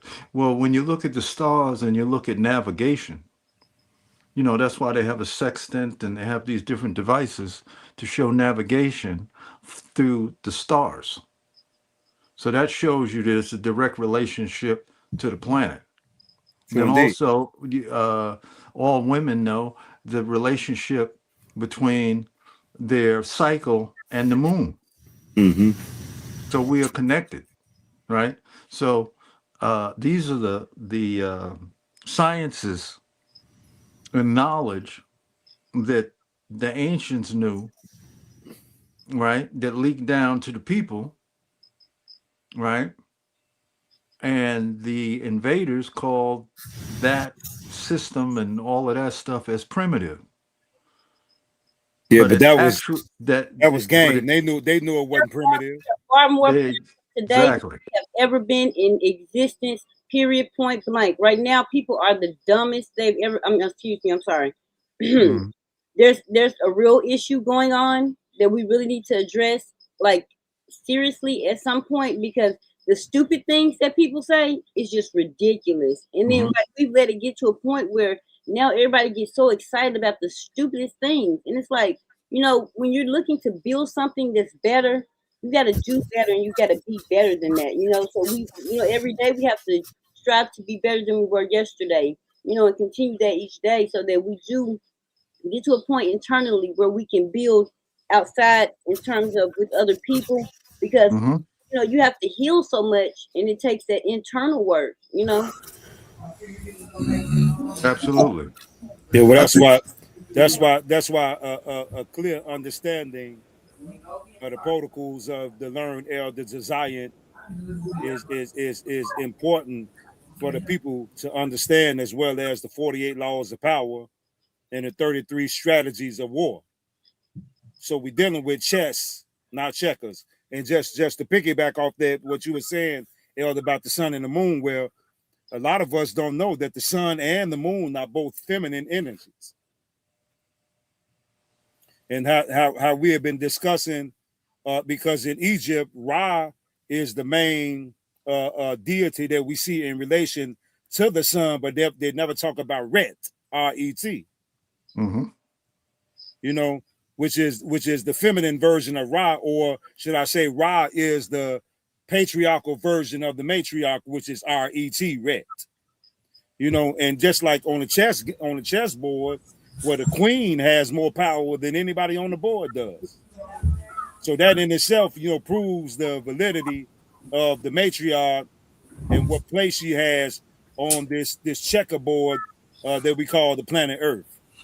I you push. see. I gotta push back on you, Harsh. The queen is not the most powerful piece on the board. What is? The king. Man, the king can only move one space at a time, forward, backwards, or sideways. He can't do anything. The queen can move all over the board anytime she wants. Y'all better learn the game. No, The brother, I've king. been playing chess since I was a shorty, man. The only thing that the queen can't do is move like a knight. You can lose your queen and win the game, I've done that many a times. but you cannot lose your king and Well, win the game. that's because of his position, but you can trap him where he can't move, and you win, and that's called checkmate. The game is over when the king is checkmated, not Yeah, the it's queen. trapped. Well, I mean, so far as movement is concerned on the board, the queen has more movability than all the rest of the pieces. That includes the pawns, the rooks, the knights, as well as the bishops. So what do you guys think it would take to checkmate this king that we're dealing with? Because I think it's definitely an internal king as well. So there's one that we've got to eliminate first that lives inside of us. And what I'm trying to see if it's really related to is what. Hey, hold on, Secrete. There, the echo goes again. You got us back on speaker on that other. Yeah, you got to mute that. Hello, are we going again? There you go. Okay. No, I was speaking to the internal portion of the issue hmm we're dealing with, because this masculine feminine, it lives within each of us. So once we come together with that connection as one, then we're able to truly connect with others. But we've got to learn who we are. And that's the only way that I see it in this day and age is your birth chart. Because if you're dealing with a bunch of people who don't know who they are, the only way you're going to find out is based on a system that is mathematically sound. Because a doctor can't tell you if he doesn't know who he is, he's not going to even try and check and see who you are. He's just going to go based on whatever information your insurance company provided. So let me just jump in here, Secrete. Can you talk about what feminine energy is, what male energy is, particularly as it relates to the zodiac? Okay, in terms of feminine and masculine, you have and I don't want to be I don't want to be too extra on your show, but it's the male penis going into the female vagina, and it's doing this constantly. Everything is doing this to be able to bring like the essence of life into creation. It started at that 0 degrees, 0 minutes, and 0 seconds in the zodiac, and the first thing that happened was a masculine internal principle, and that was going into the feminine of the womb, and then creating Mars and creating Aries on the rising, which are Aries is a masculine sign. It's a fire sign, and it's a cardinal sign also. So it's the starting. It's like striking the lighter before you get the volcano in the 5th house, and then the whole side of the mountain on fire in the 9th house with Sagittarius. Because those 3 fire signs, they make a trine in your chart, or they make a trine in the original chart. So when you see these connections, you see that masculine and feminine. And when you change it over each time, when you come to Taurus, that's a feminine principle. And then the next is Gemini, which is a masculine, and it's the air. So you just had your fire at the beginning, and then you got your earth with Taurus, and then you get the air with Gemini, and then the Cancer portion is the water that soaks it all up to exchange it over to the next house. At that point right there at the bottom of your chart, there's a lot of things going on. And if you got planets there, it's really important that you find out what those planets are doing, because these things are happening inside of us. These are actually things that are occurring physically because of our mental manifestation of them. We've got a connection that starts with the spirit and our soul. The spirit of God and your soul, your solo, individual solo spirit is what it is. When you come in, you have that soul. That's your main connection to the source. And then you create the mind. And then the mind is manifest from the body. Manifest the body. So this is connection. Secrete, I gotta jump in. I'm still not sure you have defined what is masculine energy, what is feminine energy. What do you mean? Can you break it down for the lay person? Okay, the masculine would be well, let's start with the signs. You said Aries, Gemini, Leo, Libra, Sagittarius, Aquarius. Those are the masculine signs. What does it mean to be a masculine sign, zodiac sign? It means that you're giving the energy. So for the receipt of it in the feminine, the masculine signs push off. The feminine signs are receiving. Well, the houses are feminine, so they're doing that receiving just like. So all these energies, in a sense, and the inside looks masculine to us. That's why we create this pastoral concept. So it's complicated because all of it is based. It's Hey, your voice keep going out. okay. Well, what's being asked is about something that's physical, because when you say masculine and feminine, that's the internal nature. When you come outside, you're saying man and woman, and that's where the masculine that you're talking about, or the male and female, because that's an animal. That's the lower animalistic nature. So when you're saying the masculine and feminine is inside, there's no difference in the two. It's just whether it's pushing off or receiving. The feminine receives and the male pushes in. That's how the whole sex thing is going on. It's going on all the time. It's nothing bad about it. We're just not describing it the right way. So when we get to man and woman, we forgot what the origin was. So now we're thinking that we're separate from anything else, even a masculine or feminine. There's no separation in any of it. All of this is together. We've got to understand now how far we are out from that source code, because where we are now is the most primitive we've ever been in existence, guys. I promise. And it hurts my feelings sometimes to even listen to some of the stuff I hear, because it's like, when you got it wrong, you got it wrong, and you need to be corrected. So can you give us an example of what you mean? Well, in terms of what? If you You said you're hearing things out here that I presume people are saying, the way people are acting, and I think what I got from is that people are off the hook now more than ever before. Can you explain? Yes, sir. So, indoctrination. Everybody knows about that, right? Well, that what? You broke up. Indoctrination. Okay. Okay. Well, from that concept, it removed us from the understanding of civics.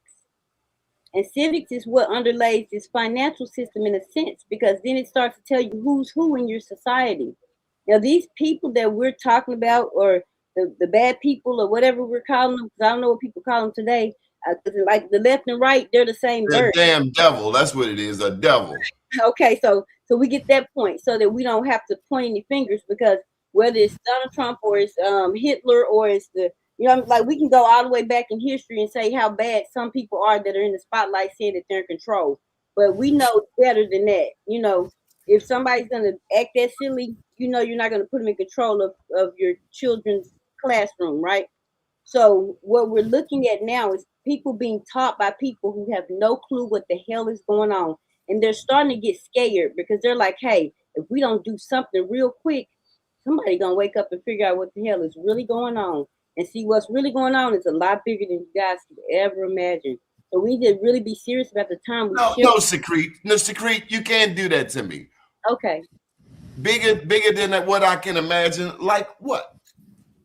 Well, in terms of the depth of it, it wouldn't be any sense in just describing the depth of it here. But I can tell you one thing: we're owed a lot more than land, money, time, and energy could even count, literally.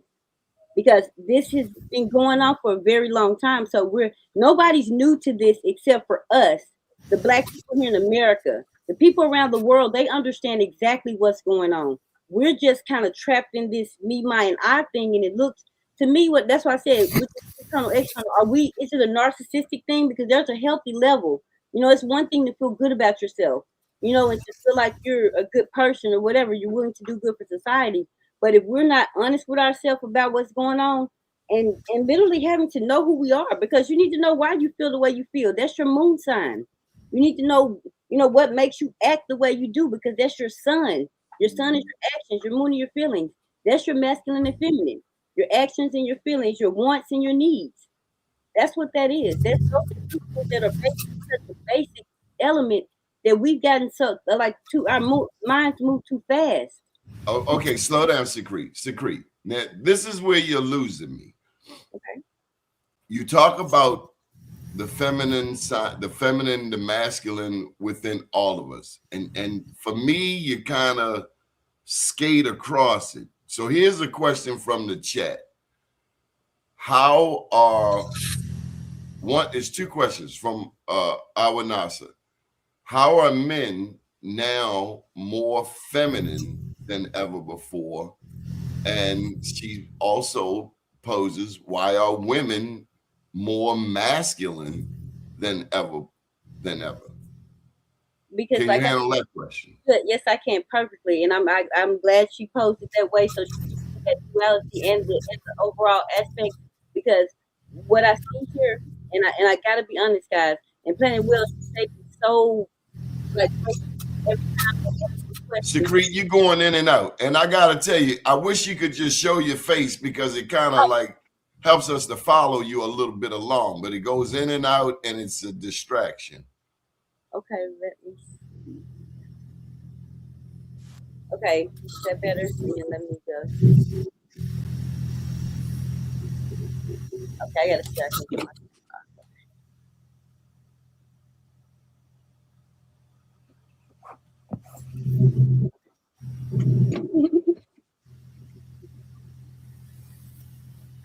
Can you all see me now? Yes. We We No, I mean a minute ago we could.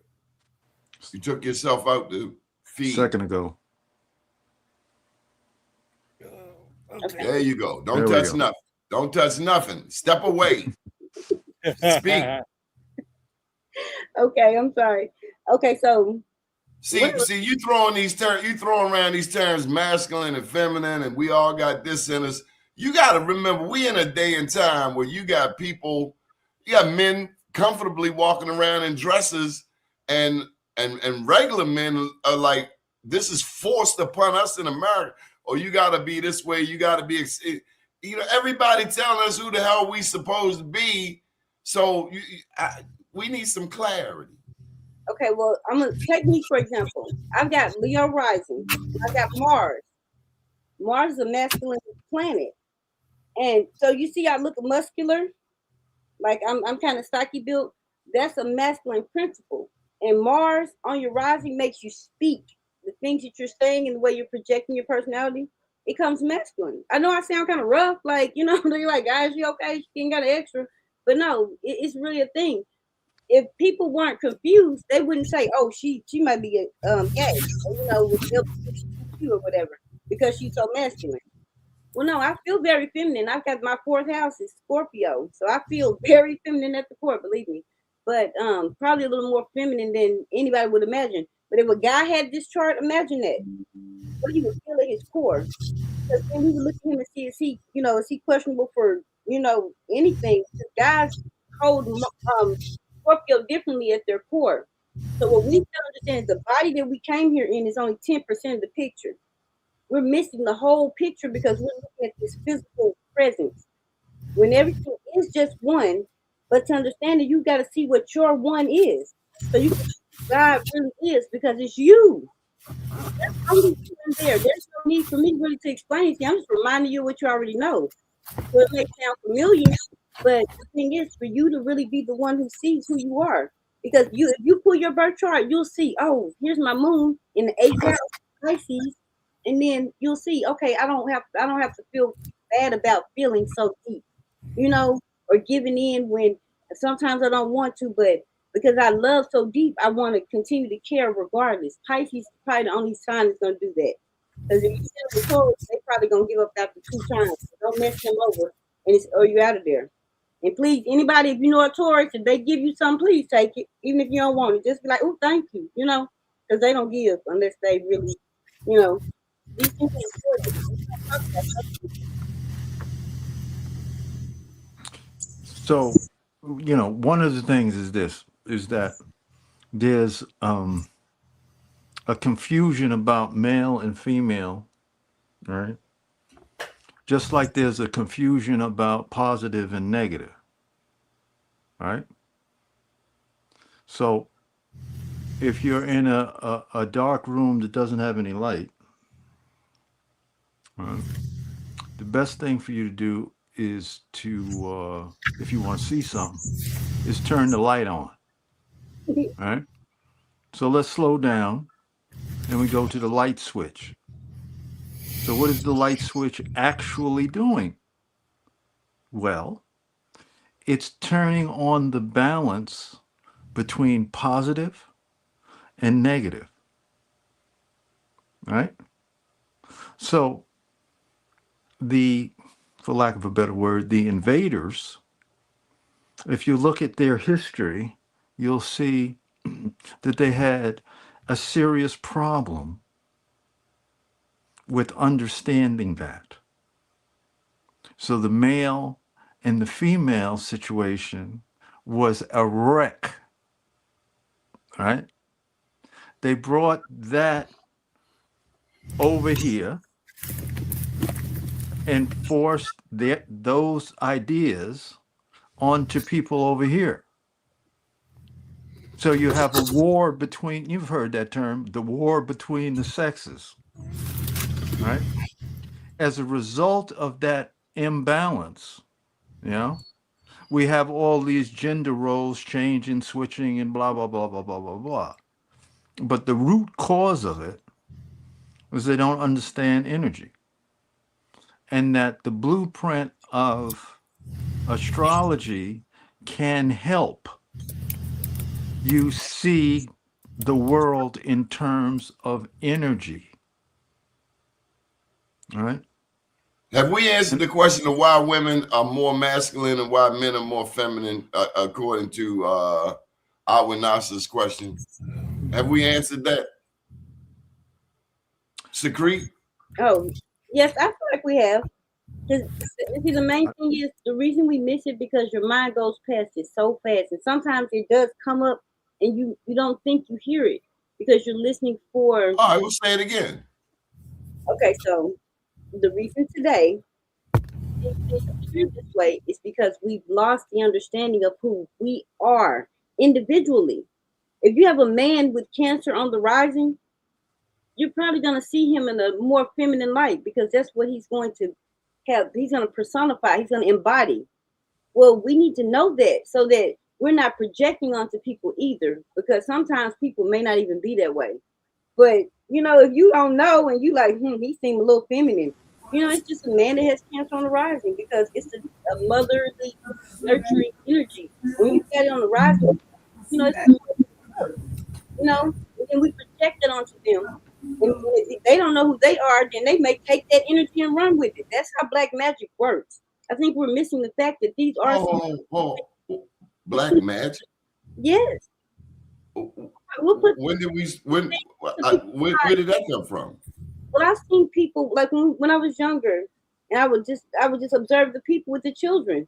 They would speak these things into these children's lives. Nobody's born gay, but if you have a little boy who has the feminine energy on his rising or a feminine energy in his core, people will be projecting their crazy stereotypes onto these children. And then before you know it, that everybody, look how feminine he is, look how he, and then they start to take on those traits because they're listening to their environment. If nobody knows who they are, everybody's walking around here blind as hell. I'm just telling you. If you don't know your birth chart, you're really kind of blind because we're in a system that works based on mathematics. Everything is precise. There's no reason for us to mistake what we're hearing. Like it's literal. But you okay. One question in the chat from Sweetness is, how can we get our birth charts done? Can you use like AI to put in and my understanding is you put in the day, the time, and the location of where you were born. So this is how I feel about astrology. And I've got an astrology magazine that's coming out. So it'll help people with that question. Because what we do is, so you can go to any site. They've got a bunch of sites. You put your information in, they give you a little chart. They tell you, certain things. And now they've gotten so advanced where they can spit out a whole thing going on. But when you have a chart, because of the way things are linked together. You're breaking up. Okay. Where are you? Where are you? I'm in Little Rock, Arkansas. Little Rock. What are they doing are they zapping you? Are the 3-letter people bothering you? Damn, we can't hear you at all. Mighty funny that she went mute when you asked that question. That they no, I think she touched the screen. Can't hear you. Yeah, we can't hear you at all now. Okay. Brother. My bad. There you go. Yes. Oh, wow. Well, I do know a lot more than a lot of people don't know. So I think it's important that my position is coming in honor to you guys because, like I said, I'm like my chat. Like I don't know what it is with the microphone. I'm gonna get a new microphone because it's good now. Message to you guys, but I want y'all to understand that we have the ability to really stand in our power in this moment and make a difference for tomorrow. But we can't do it half blind. We got to know who we are, and we've got to understand what we're dealing with, and that means coming together in a real way. Like I notice a lot of people are online and they do the chats or whatever, but we can come and meet in private and have a discussion. We can convene together. In our own. So where we meeting at? Your house?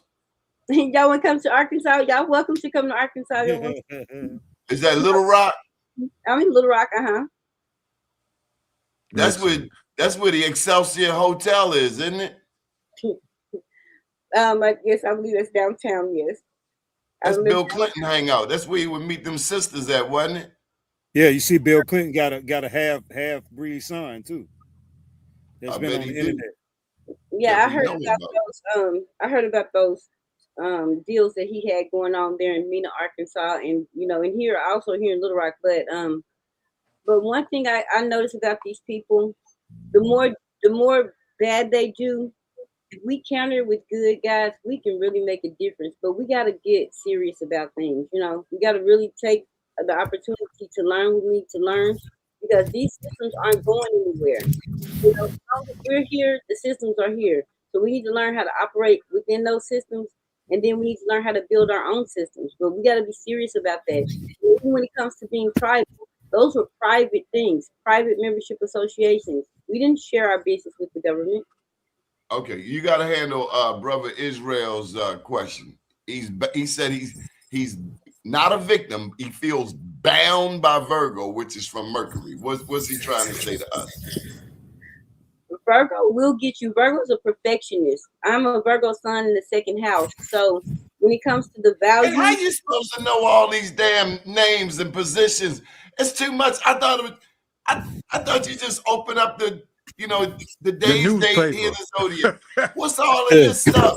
How that's many damn positions this is what and our classes should be about. When we were in school, this is what we should have been learning. They should all that stuff they're talking about. You can learn that in 3 years. But it would take you a lifetime to ever really get the depth and breadth of what astrology really is. So that's why I said this should be our class Monday, Wednesday, Friday for adults, children, babies, and the like. Everybody along the age range should be learning and understanding who they are, but so you can see who other people are. It's hard to deal with people if you don't know who they are, but if you understand the zodiac, you'll start to see those principles come out as you speak to them. You'll see their persona. And if you get closer, you'll start to see their moon. But most people don't show you their moon when they first meet you. They show you their sun, and you see their rising, you know. slow down. They show me their moon. They won't show me the sun. What's that mean? They'll show you that moon, baby. They gonna hide that moon. The sun, the rising and the sun protect the So moon. the moon is the shit we do in private. We don't want people to know. Not necessarily. That's the eighth house, but your Okay. moon, the moon is personal. It's your mother. It's the connection you have to source. Truly, it's who you are at the core. You want to protect that because you don't want anybody to be able to hit you at the core. If they come around the outside, you can protect that, but when they hit you at the core, it break you down. So you got to protect your moon. It's kind of like the chess pieces. So then that horse, you would be right. That would make it actually would make your moon a little more masculine than we probably would care to know, because if we're protecting the king because he stays still, we're protecting his moon. And I just laid myself on the cross, you guys. So here I am. This is my Jesus Christ moment. Appreciate that, Security This, Balance. this, this my damn Jesus Christ moment. Bring it on, damn it. Oh my. For the But moon, the stars, I'm gonna try to hit it straight on out the park, whatever it is. well, when you know your lineup, your big three, you'll start to see how you can hit it out the park, because then you'll see what energies are available to you.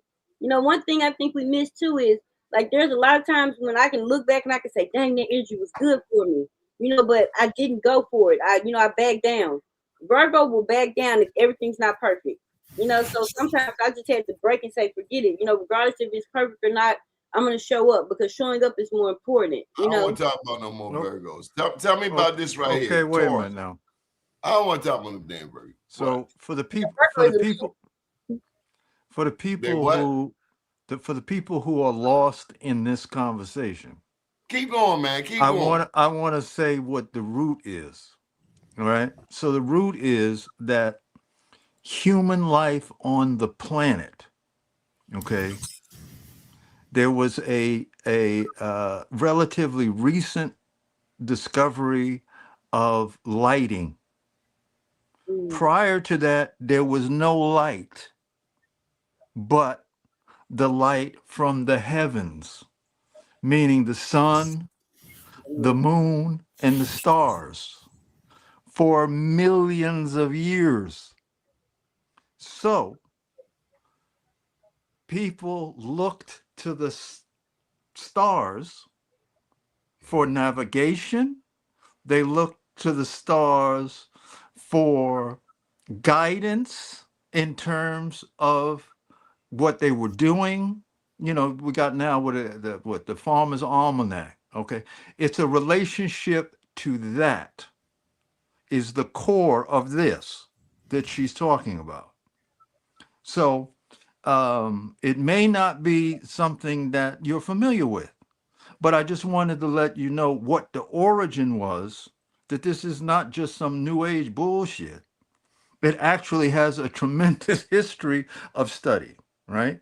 So you'll find that different cultures have different systems, but they're all related to the stars, right? So you got astrology, you got Vedic astrology, you got Egyptian astrology, you got Mayan astrology, you know, they're all different qualities, right, of study. So it seems as though it was very intensely important to the early humans to develop this over centuries, right? Millennia of time. So that's why it's worthy of your consideration. I'm out. So I wanted you to pull this up, Donnie, on the shared screen. And your wife ass is Jesus real? Yes, we are. Thank you. Sister, the reason I say that, I know we have the conflicting energies with this church thing. We can work that out too, but this whole concept of the Jesus Christ thing is really just this cross. You know, and I say I lay myself out on the cross because I gave you my sun, well, I gave you my moon and my rising, so you can kind of map out a little bit about me from those little things. But you know, that's your, you know, your here's your west to east or east to west, and then your south to north or north to south, the way they tell us. But it's really inverted, guys. The south is the bottom always. They're telling us Please, that we can do look. God care if we call him Jesus, Allah, Yahweh, Yahshua, Akzeber, Jah Rastafari? Does God care? If you don't speak out your mouth, he won't care. But when you call him all those names and you're talking out into the world, then he cares, because when you're talking and nobody else can hear it, you're talking to him. Now I'm getting ready to come at you with a curveball question. Now you see, I got my Yankees cap on. I'm coming at you. I just heard you say he. He. I heard you. Hold Okay. up. You got to hear it all. When I went to the Middle East, which is Africa, they said God was originally referred to as a woman. So let me look. I come in honor, guys. Look. So what's going on here is going on all the time. I promise you. What you did to have your kids, what you did to get here, we don't make a mistake about that.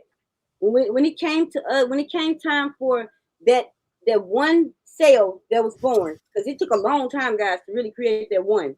When it came to split, it became that second principle. You can call it what you want to, but it had to go inside, and that was a masculine principle. That's what Aries is. It happened in creation in the beginning of time, before we were even thought about, before bodies were even physical. That happened, you know, and all that time. That's why I said, y'all, if y'all could really understand how long it took the people to observe the skies, to see these little bitty movements in these planets, all that time it took, they said, and they just watched and watched and watched. And then they observed the energies they were experiencing. You know, we miss the energies that we experience with each other, because when we come upon each other, there's so much going on outside, like in this little space here. When we get to each other, we've mixed up so much conflicting energies and feelings that we don't even know where it came from, because we don't even know who we are. So when we come to each other, we're not even really truly able to come and honor, because we don't know what we appear like. We feel like we're, and I can tell you this because I had to learn this over my lifetime. Leo on the rising is a really fun energy, but for a Virgo in the second house, it's like I got this prize, but I don't even want to use it because I'm like, I'm too busy working. Like, you know, seriously, you know. So we know that we can start to, you know, adjust things accordingly, so we can come out of our eighth house and come into the world, and, you know, and share the messages of Virgo's little dealings over here. Okay. No, it ain't okay. You done just got me peaked, and this, I see this is gonna be a lifelong conversation. Yep. Pisces want to do that to you, Don't let me get you. I'm sorry. Don't let me get She you. said, mm-hmm. Planet Wells over there knowing exactly what I'm talking about. He's like, I see you, girl. Absolutely. Well, Okay. This is from the boss. Here you go, boss. You got to hit play. Harsh. Here we go. This. So we did these experiments, and I was just making this up. I didn't know what we were doing. I said, hey, let's put 4 females in there because I wanted to know if these atrazine-treated males could compete and behave like a male. Put 4 control, 4 atrazine-treated males, and just see what happens. Right? Everybody was a virgin. Nobody had experience. They'd never seen females before. Here's how it went down. We put them in, and I know the guys are thinking that's not the kind of sex ratio I wanted to club, but the idea is we wanted them to compete, so the females had to be limiting. So we put them in there at 7 p.m., the lights go out, put on a little Marvin Gaye, and then come back the next morning, and you could count. So we had stitches in there so we could tell who's who, and then you could count who was successful and who wasn't, who hooked up, as the young people say, and who didn't. Real simple. And when you do that, we found out that the atrazine-treated males, and we did the trials 4 times. Actually, we did them 5 times, but one student one morning kicked the pool and they broke up. We couldn't get the data. But we did it 4 times. Yeah, she got fired. Nah, I'm just kidding. Only 2 atrazine-treated males ever got the female out of 4 trials. But not only that, see, I'm an endocrinologist. So I can't just observe. I got to measure something. So imagine you're at the club. The lights come on and somebody's going around writing down who's hooked up with who. And then he pulls you apart and sticks a needle in your heart and takes out some blood. That's how this went down. It doesn't kill them or anything. In fact, they like it. So if you look at their testosterone levels, these males, you find that the atrazine-treated males have on average lower testosterone. But more importantly, if you look at the individual levels, and the ones with the hearts are the ones who made the love connection, it seems like there's a threshold dose that if you don't have above this amount of testosterone, either the females don't like you or the other males beat you up. And these atrazine-treated males just don't have enough testosterone to be competitive. So there's a real behavioral effect. Even if you don't turn into a female, you still don't do okay as a male. Less testosterone in our males. Are some things starting to make a little sense now? Now, I could have published that. Males turning into females and losing their not virginity, virility. That's the word. Freudian slip there. I could have published that. But again, I had tenure. I was in no hurry. I did another series of experiments that I call the Motel 6 experiments. See, in this case, I just got them a room. No competition. I just said, I'm going to give you a female, little Marvin Gaye, and then we just let them lay eggs, and we counted the number of fertile eggs. So it was a way of measuring the fertility of each male. So literally, some eggs don't hatch at all. Some are in various stages of development. And it was a complicated analysis. There's a student sitting there going 1, 2, 3, 4 for weeks. But if you do that, sometimes the answers are simple. You find out that control males fertilize about 85% of a female's eggs, whereas atrazine-treated males only about 15%. For 2 reasons. I'll tell you one and then I'll show you one. One of the reasons is the atrazine-treated males don't even try. They just sit there and watch the females lay eggs. They don't have enough testosterone to show the behavior. So it has nothing to do with competition. Even if there's not another male, they're not interested. And there's more to that story, but it's not published yet. I'll have to tell you some other time. The other reason is, who knows statistics? And you like p-values? You know what I like even more than p-values? When you can see the difference. Can you see the difference between a controlled testis and an atrazine-treated testis? So I had students that had nothing to do with raising the animals or the behavioral stuff or any of the project. They could just sort these photographs just by looking at them. Because what happens if you're a control is you have testicular tubules. And see, that's all sperm in there. All that dark stuff. You're ready to go. Whereas if you're okay, so Horace, where are we going with this, Papa? Tubules, see, here's the Okay, so this same doctor here, the scientist, is the one who found out that the pesticides that they spray on 70%, 75% of the vegetables that's consumed by the public are owned by pharmaceutical companies. So now these pesticides, they trickle down to the nearest stream or what have you, and so those fluids get into the stream and they turn the male frogs into female frogs.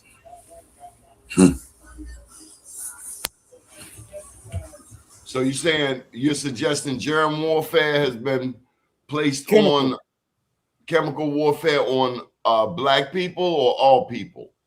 Well, I mean, everybody eats this stuff, but some of the chemicals that are in have a certain effect on certain people, because we know that the medical industry, that they determine their synopsis based on a 40-year-old white man, regardless to who's coming to see the doctor.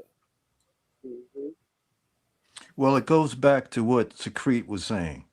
This is the lowest point, right, of the curve of intelligence is what we're dealing with right now on the planet. On the planet, right? And it's governed by, or covered up with money, right? So people tend to equate intelligence with people's bank accounts and influence. That's a low point because we have lost our spiritual connection to what is. True indeed. That's where we're at. That's why this work is so important, right? All aspects of it. What Horace is saying, what Secrete is saying, what Hannibal is saying, what Donnie is saying, and what I'm saying, right? We need it all. And y'all found that picture. I don't know if y'all can see it really good or not. No, you can't. You can't see it. You will have to. You have to take a screenshot Push it of close that to the screen, like that, right there. That distance, that's perfect. We can see you. Bring it forward. Forward.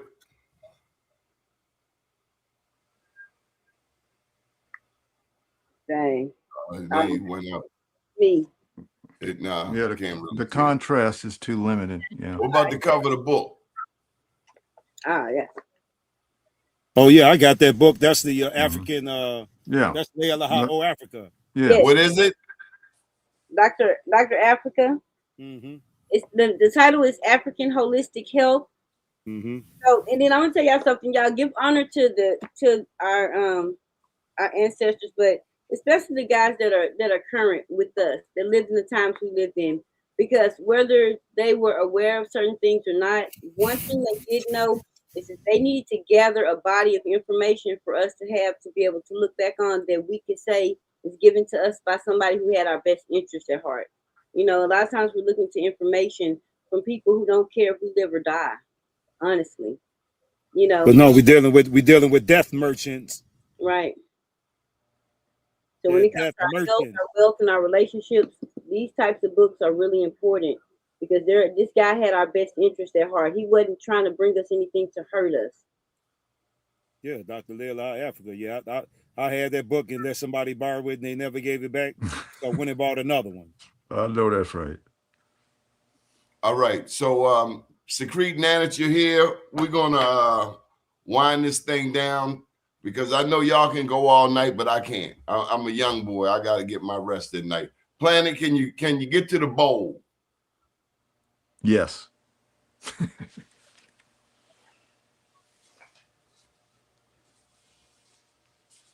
Okay. So a teacher of mine, the Honorable Sun Ra, said that we came from nowhere here. So why can't we go somewhere there? So one of the things that has come up in today's discussion is this idea of going in, or the internal, and I ask you, how would you go in? How? How would you go in? Okay, just keep that thought. Now I'll hit the bowl.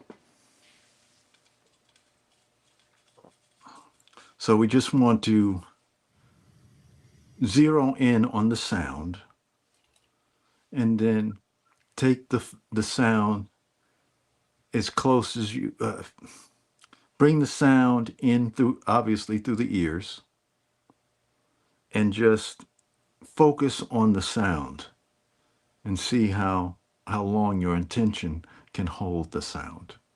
Okay?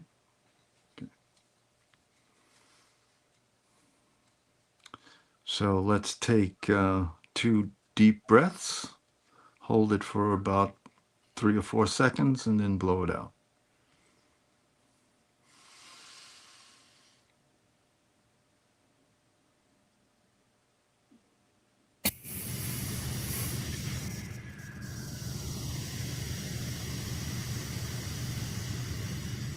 One more.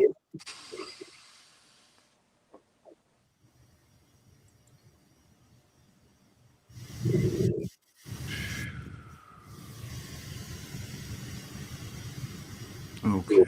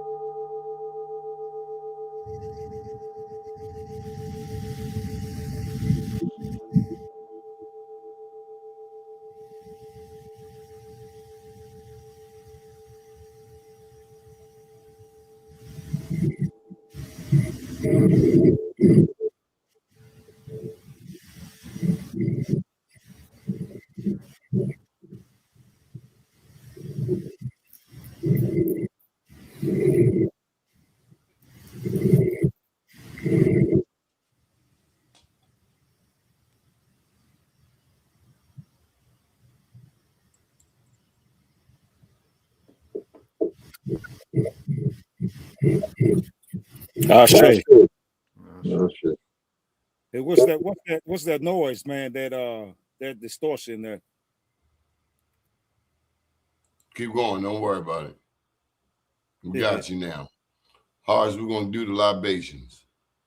Shout out Right. to your ancestors. And on that note, a lot of people, this is their first December 25th without people think of them.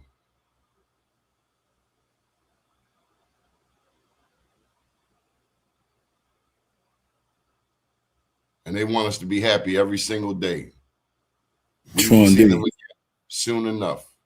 Ashe. Ashe.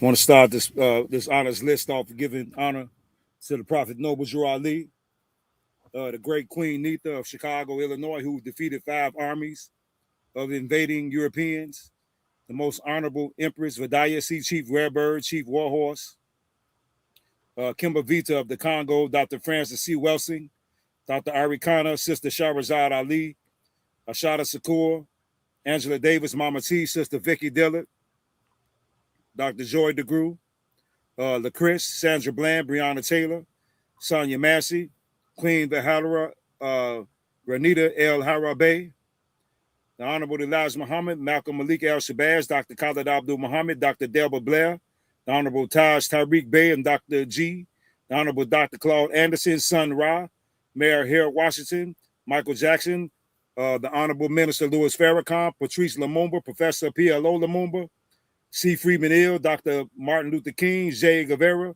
the most honorable Dr. Malachi Z. York, Omali Yashatila, Julius Malema, President Ibrahim Traore, General Barbecue, the beloved brother Bobby Hemmett, the Honorable Reverend Phil Valentine, Nellie Fuller, Fred Hampton, Clarence 13X, Anthony T. Browder, Professor James Small, Booker T. Coleman, Rod Hayes, Young Elder, Steve Coakley, Billy Carson, 19 Keys, Dane Calloway, Karimio Ahua, Rizza Islam, the legendary Top Cats, Taylor House Publishing, Dr. Sebi, Layla Ha Africa, Yaki Awakening, King Randall, Rashad Jamal, the Honorable Doni Glover for providing us with this platform for us to reach our people, the Honorable Planet Wells for providing us with spiritual guidance through these troublesome times, the beloved brother Hannibal James for his knowledge of genealogy and so forth and so on, the beloved brother and wise young intelligent Mafia Shakur, Mafia. The beloved brother, Minister Balone, our special guest tonight, Secrete Balance, and all of our viewers who are 100% on our team in this monumental indigenous movement here on Turtle Island. While any questions asked, Ashe. Yes. I'm all right. I was just taking it all in. I seen your comments and I was quiet. I'm okay. Is this your new friend? Everybody getting a friend on here. Everybody getting the no. Hey, I want you to know I'm from these streets. I peeps this stuff, man. You all right? This ain't the first time she asked. You want me to go back? Somebody's quiet. This is what is known as comic relief. You know what I'm saying? I got jokes. The horrible. I just want you to know, I am not bringing up no fights to Creed. Just so this is it. I'm horrible. What did I do? And the honorable. No, that says horrible. Leave man. the fourth. What did I do? This says horrible, man. What did I do? No, that's a typo. Yeah, hey, you know what it is. You know you supposed to be in Oklahoma City, not Little Rock. Little Rock. She apologized. Okay. That was a typo. That was a typo. You see Secrete what I got to deal with, right? You see that. It was supposed to say honorable. Hey, maybe she was voice sexing. Hell no damn voice acting. You know what it said. I appreciate that. Don't worry about Donnie. He ain't doing nothing but making trouble on Christmas. That's all he making trouble on Christmas. You know it. I got your horse. I knew something was up when he was wearing the Yankee hat. You feel me? I knew it was up. Yeah. I'm a Reggie Jackson fan, man. Reggie Jackson, Mr. October. Oh man, Reggie Jackson didn't he play for the Dodgers too? I don't know about that. He played for Oakland A's. Oakland A's. Oh yeah, to Oakland A's. That's right. Yeah, that's it. I think she was saying you forgot to say your name in the libations. Well, no, yes. I can never give honor to myself. Absolutely. The honorable we give them to him. That's it. We give them. Make sure she included you in it because we've got to give you the honor. I appreciate that sister. I do. Secrete, we appreciate you sharing time with us because you're a reference on this show all the time, and I get a little jealous because we don't get to see you. So Secrete said this, Secrete. Well, bring Secrete ass on this shit. I don't know.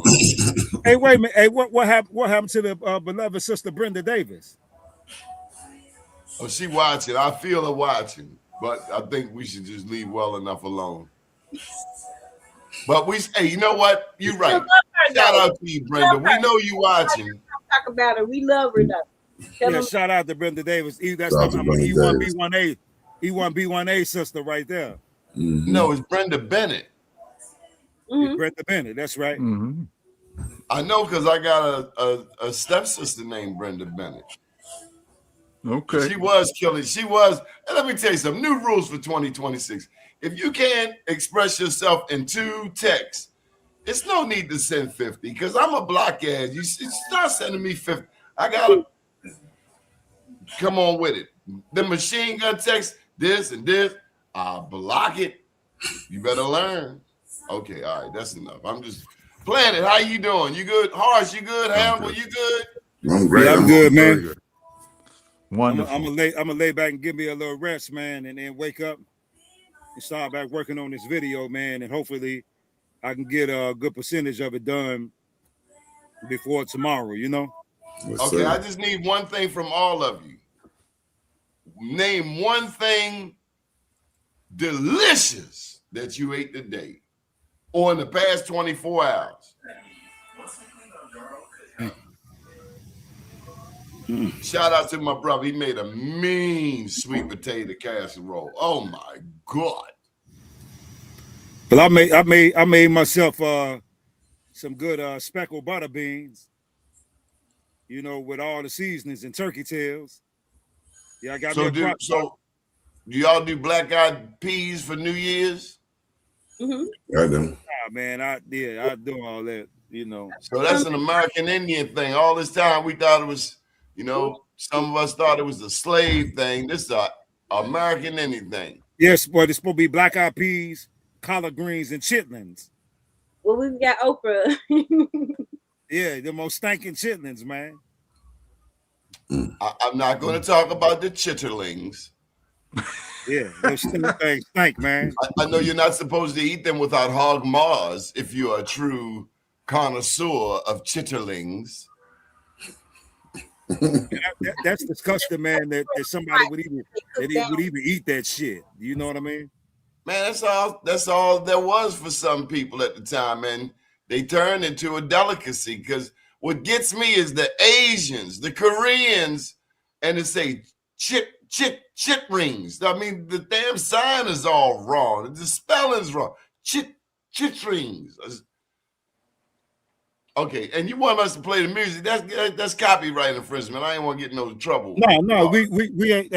This is not done for financial purposes. We just playing the song on there. Yeah, you can play it, man. Ain't no infringement on that. I don't think it is. Now, it's sure about that. Copyright infringement. I don't play other music. I got you. My music. What you say, Secret? I said I own the rights to my music, so if I send you something, you can play what I send you. Well, no, this was that Marvin Gaye. What's going on? Oh yeah. Right. Okay. So on my channel, I actually don't play copyrighted music. I got you. Well, depends on who owns the state, because if they're not mad about it and you get right, like you say, it's Marvin Gaye, you don't say, oh, this song is. We know it's Marvin Gaye. We said it was Marvin Gaye. We giving honor to Marvin Gaye, so it's okay. Yeah. Fair rights, fair. You know, you have the right to use the information. You just need to give credit where credit's due. That's all. I got you. But we gonna. Well, if you make it to Oklahoma City tonight, she wants you to know your stepdaughter made some cherry pie for you. Oh, okay. That's wonderful. Okay, and I agree. Mother, go ahead, Hobbs. Donnie. No, we're gonna let you go ahead and finish. No, y'all know the words. All y'all know the words. Right. Y'all 50 plus. Nah, man, I was gonna play the Marvin Gaye. I ain't say I was gonna sing Marvin Gaye. No, I know that's right. But since you started, man, go ahead, man. We gonna sit back and listen. Everybody be quiet. Yeah. Everybody mute your mic. Be quiet. That's right. Do, Hobbs. Go ahead, put your song in there, Hobbs. Everybody be quiet. Are you gonna play it? Okay, hold on for a minute. Here we go. You messing with my paper now. No, well, I most definitely don't want to do that, brother. Oh, we already in here. You done claimed it. I don't want to do that. Okay, here you go.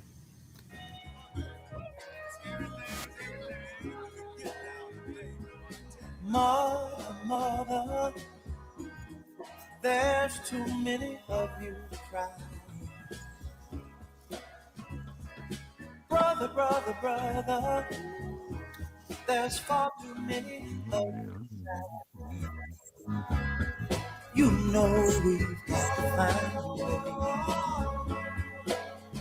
bring some loving here today. Yeah.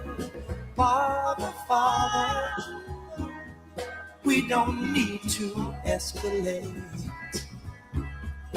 You see, war is not the answer, for only love can conquer hate. You know we've got to find a way to bring some love in here today. Oh, picket lines and picket signs.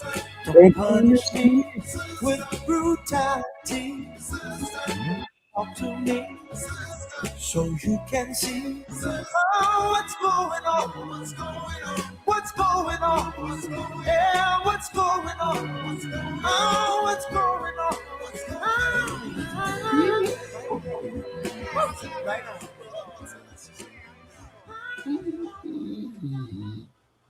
Well, that was it, wasn't it, Donnie? Yeah, man. You know, it made me think of Kendrick Lamar. He got a song out called The Heart Part 5. Check you ever heard it? Mm-mm. You ain't never heard it? Since we done gone YouTube, we might as well. I got to let you hear this. Hey, but not that I'm gonna tell you a song that's bad as All the Stars with him and SZA. That's a bad song and a bad video, and he got a hell of a message in that song right there. Who does? Kendrick Lamar. What's the name of the song? All the Stars. Yeah. Yeah. I have heard that.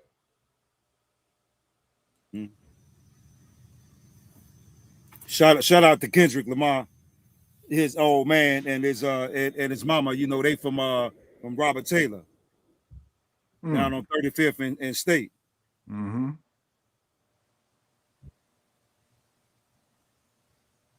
All right, here you go. It's my last 2.5 hours, gentlemen. And Planet, we know it is past your bedtime.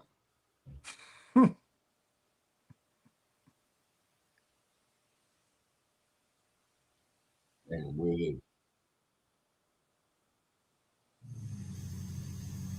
I messed that all up. Uh-oh. Which one of you trying to pull up? I got it. Oh, you got it?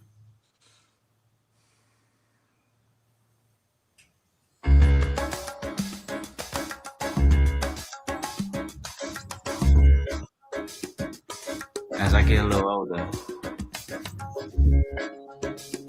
I realize life is perspective. And my perspective may differ from yours. I want to say thank you to everyone that's been down with me. All my fans, all my beautiful fans. Anyone who's ever gave me a listen. All my people. I come from a generation of pain where murder is minor. Rebellious and more jealous, a trip you for designer. Belt buckles and cloud overzealous and prone to violence. Make their own turn, be your will of the will alignment. Residue burn, missed at the inner city. Miscommunication to keep homo detector busy. No protection is risky. Desensitized, I vandalize pain. Covered up and camouflage, get used to hearing arsenal rain. Analyze, risk your life, take the charge. Homies, don't fuck your baby mama once you hit the yard. That's culture. 23-hour lockdown. Then somebody called, said your little nephew was shot down. The culture's involved. I done seen niggas do 17, hit the halfway house, get out and get his brains blown out, looking to buy some weed, car washes played out, new GoFundMe accounts to proceed, a brand new victim, a shatter those dreams, the culture.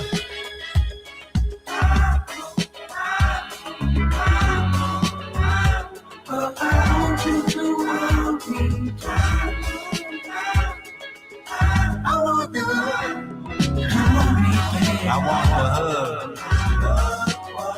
Look what I done for you. Look what I done for you.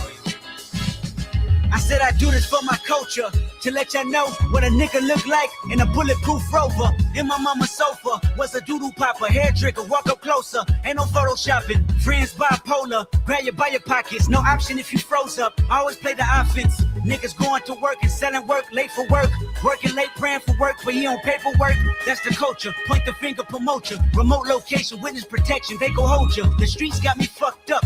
Y'all can miss me. I wanna represent for us.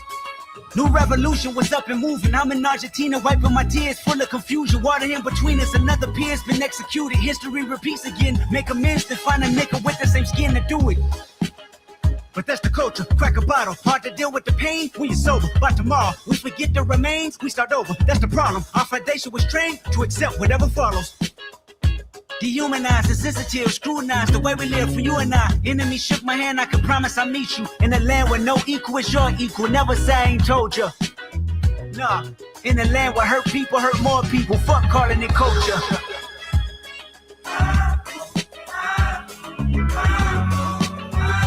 I want you to hold me tight. I want the hug.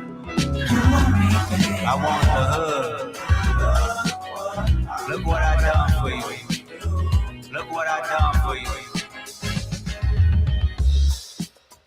Take the drums out.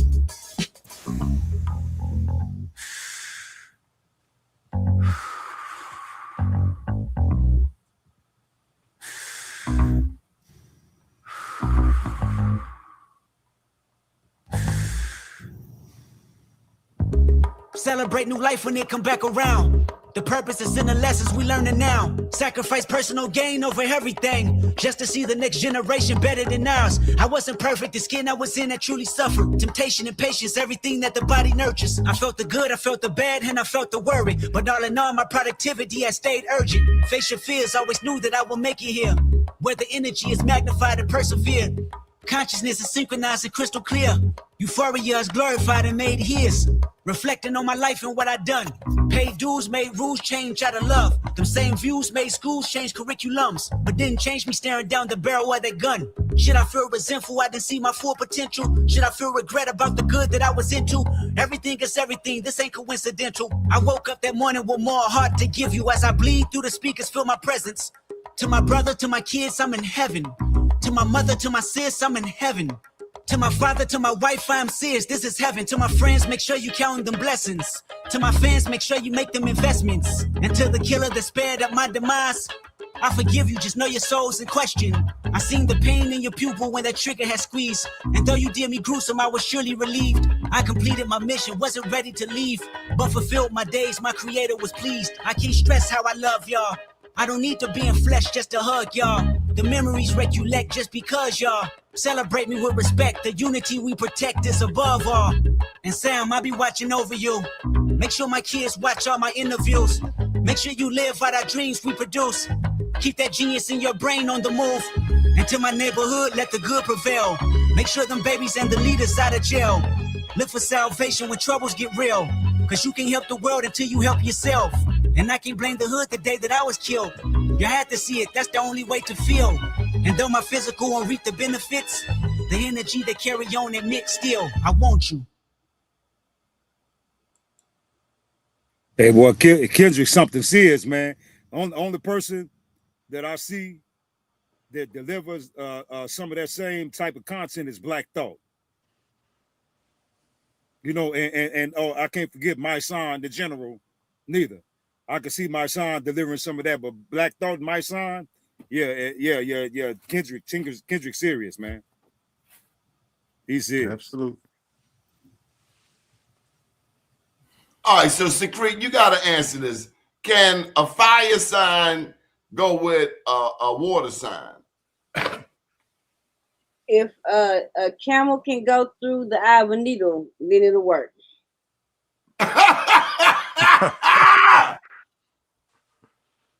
Tell them that they're both 12 signs. They just need to know where they're located so they can get things in order. So before you date somebody, you need to do their chart. Oh, well, let me tell you, we had a council of elders, and you wouldn't be dating around, and you wouldn't, like, that's where the arranged marriage kind of came from. You need to know who you're hooking up with, because if y'all got things you need to work on, you need to know that so y'all can start to work on it. Because if you don't, it's gonna be hell on every day. Because you don't know yourself, they don't know themselves, they projecting onto you, you reflecting the projection, trying to deflect it back on them. Like, it's a whole thing going on with our relationship with everything, but especially another person who did all of this to get here. You know, they want to be the chief of the ship, you know. And when you find out who God is, we can all see where we sit in this, you know, in this cosmic ordeal we have going on, because it's a lot. But if you find out who you are, you have a better hope of going forward in honor. Because if you don't, you'll be scared to stand on anything, you know. And that means, you know, for your personal life and for your commercial life. Because our personal I life. don't care what a sign is. What I don't need is her all on social media showing all my goodies for the world to see. Like she needs approval from these damn strangers. We not doing that. Not in this camp. Okay. Well, you know, one of the traditions that we used over here based the totem pole were animals. So I'm pretty sure that those animals lined up with the astrological principles. But you put a horse with a horse, an eagle with an eagle, a bear with a bear. And a jackass with a jackass.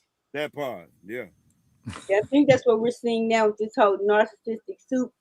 Because until you find the narcissist in yourself to destroy them, if you keep calling somebody else a narcissist, it's gonna be a big issue. And I know everybody probably heard about that going on through the community, but you know, throwing that out really doesn't help if you don't deal with the narcissist within. It's Yeah, easy shadow to see work. it's easy to see the toothpick in your brother's eye, but you don't see that goddamn Lincoln log in your eye. That's right.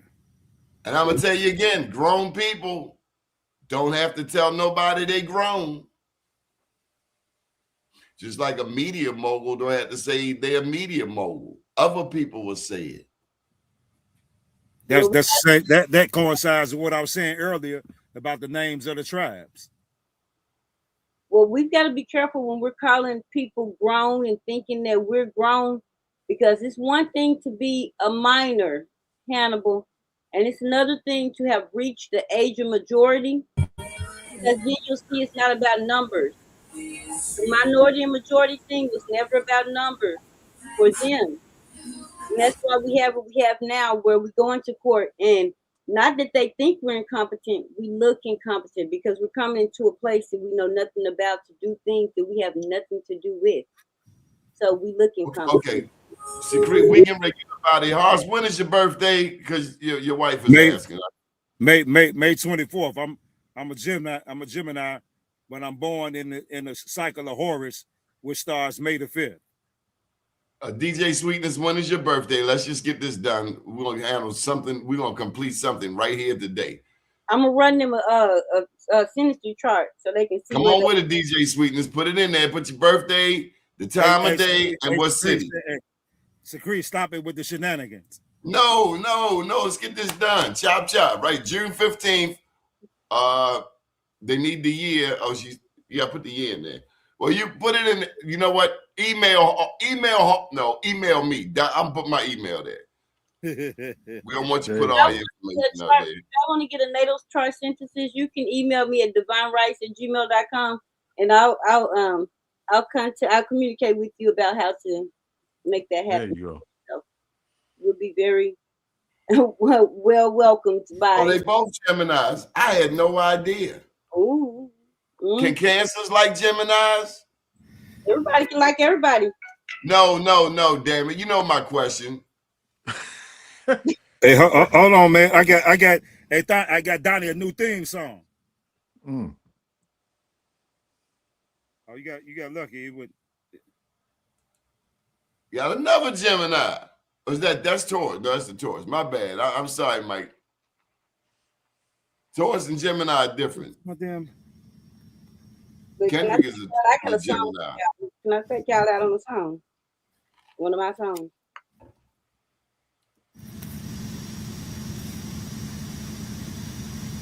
Are we playing something here, Horace? Well, I don't know, man. It's for some strange reason it didn't want to play here. Play but second line. Yeah, I had you a new theme song. It some strange reason, man, it wouldn't play on here. But that's all right, man. Yeah. That's why you smart, DJ Sweetness. You have a great daddy. All right, Horace, we're gonna get up out of here, man. I don't know about y'all, but I'm getting ready to knock out this plate. You know, I came all the way from another county just to get back here on time. Oh, here we go. Oh.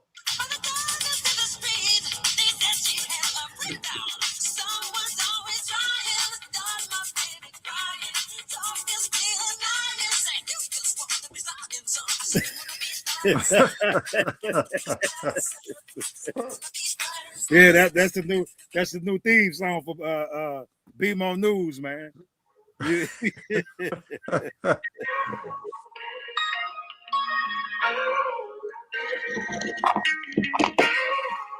Thank you, everyone, for joining us. Good evening, world. Peace, everybody. Come back, Secrete. Come back.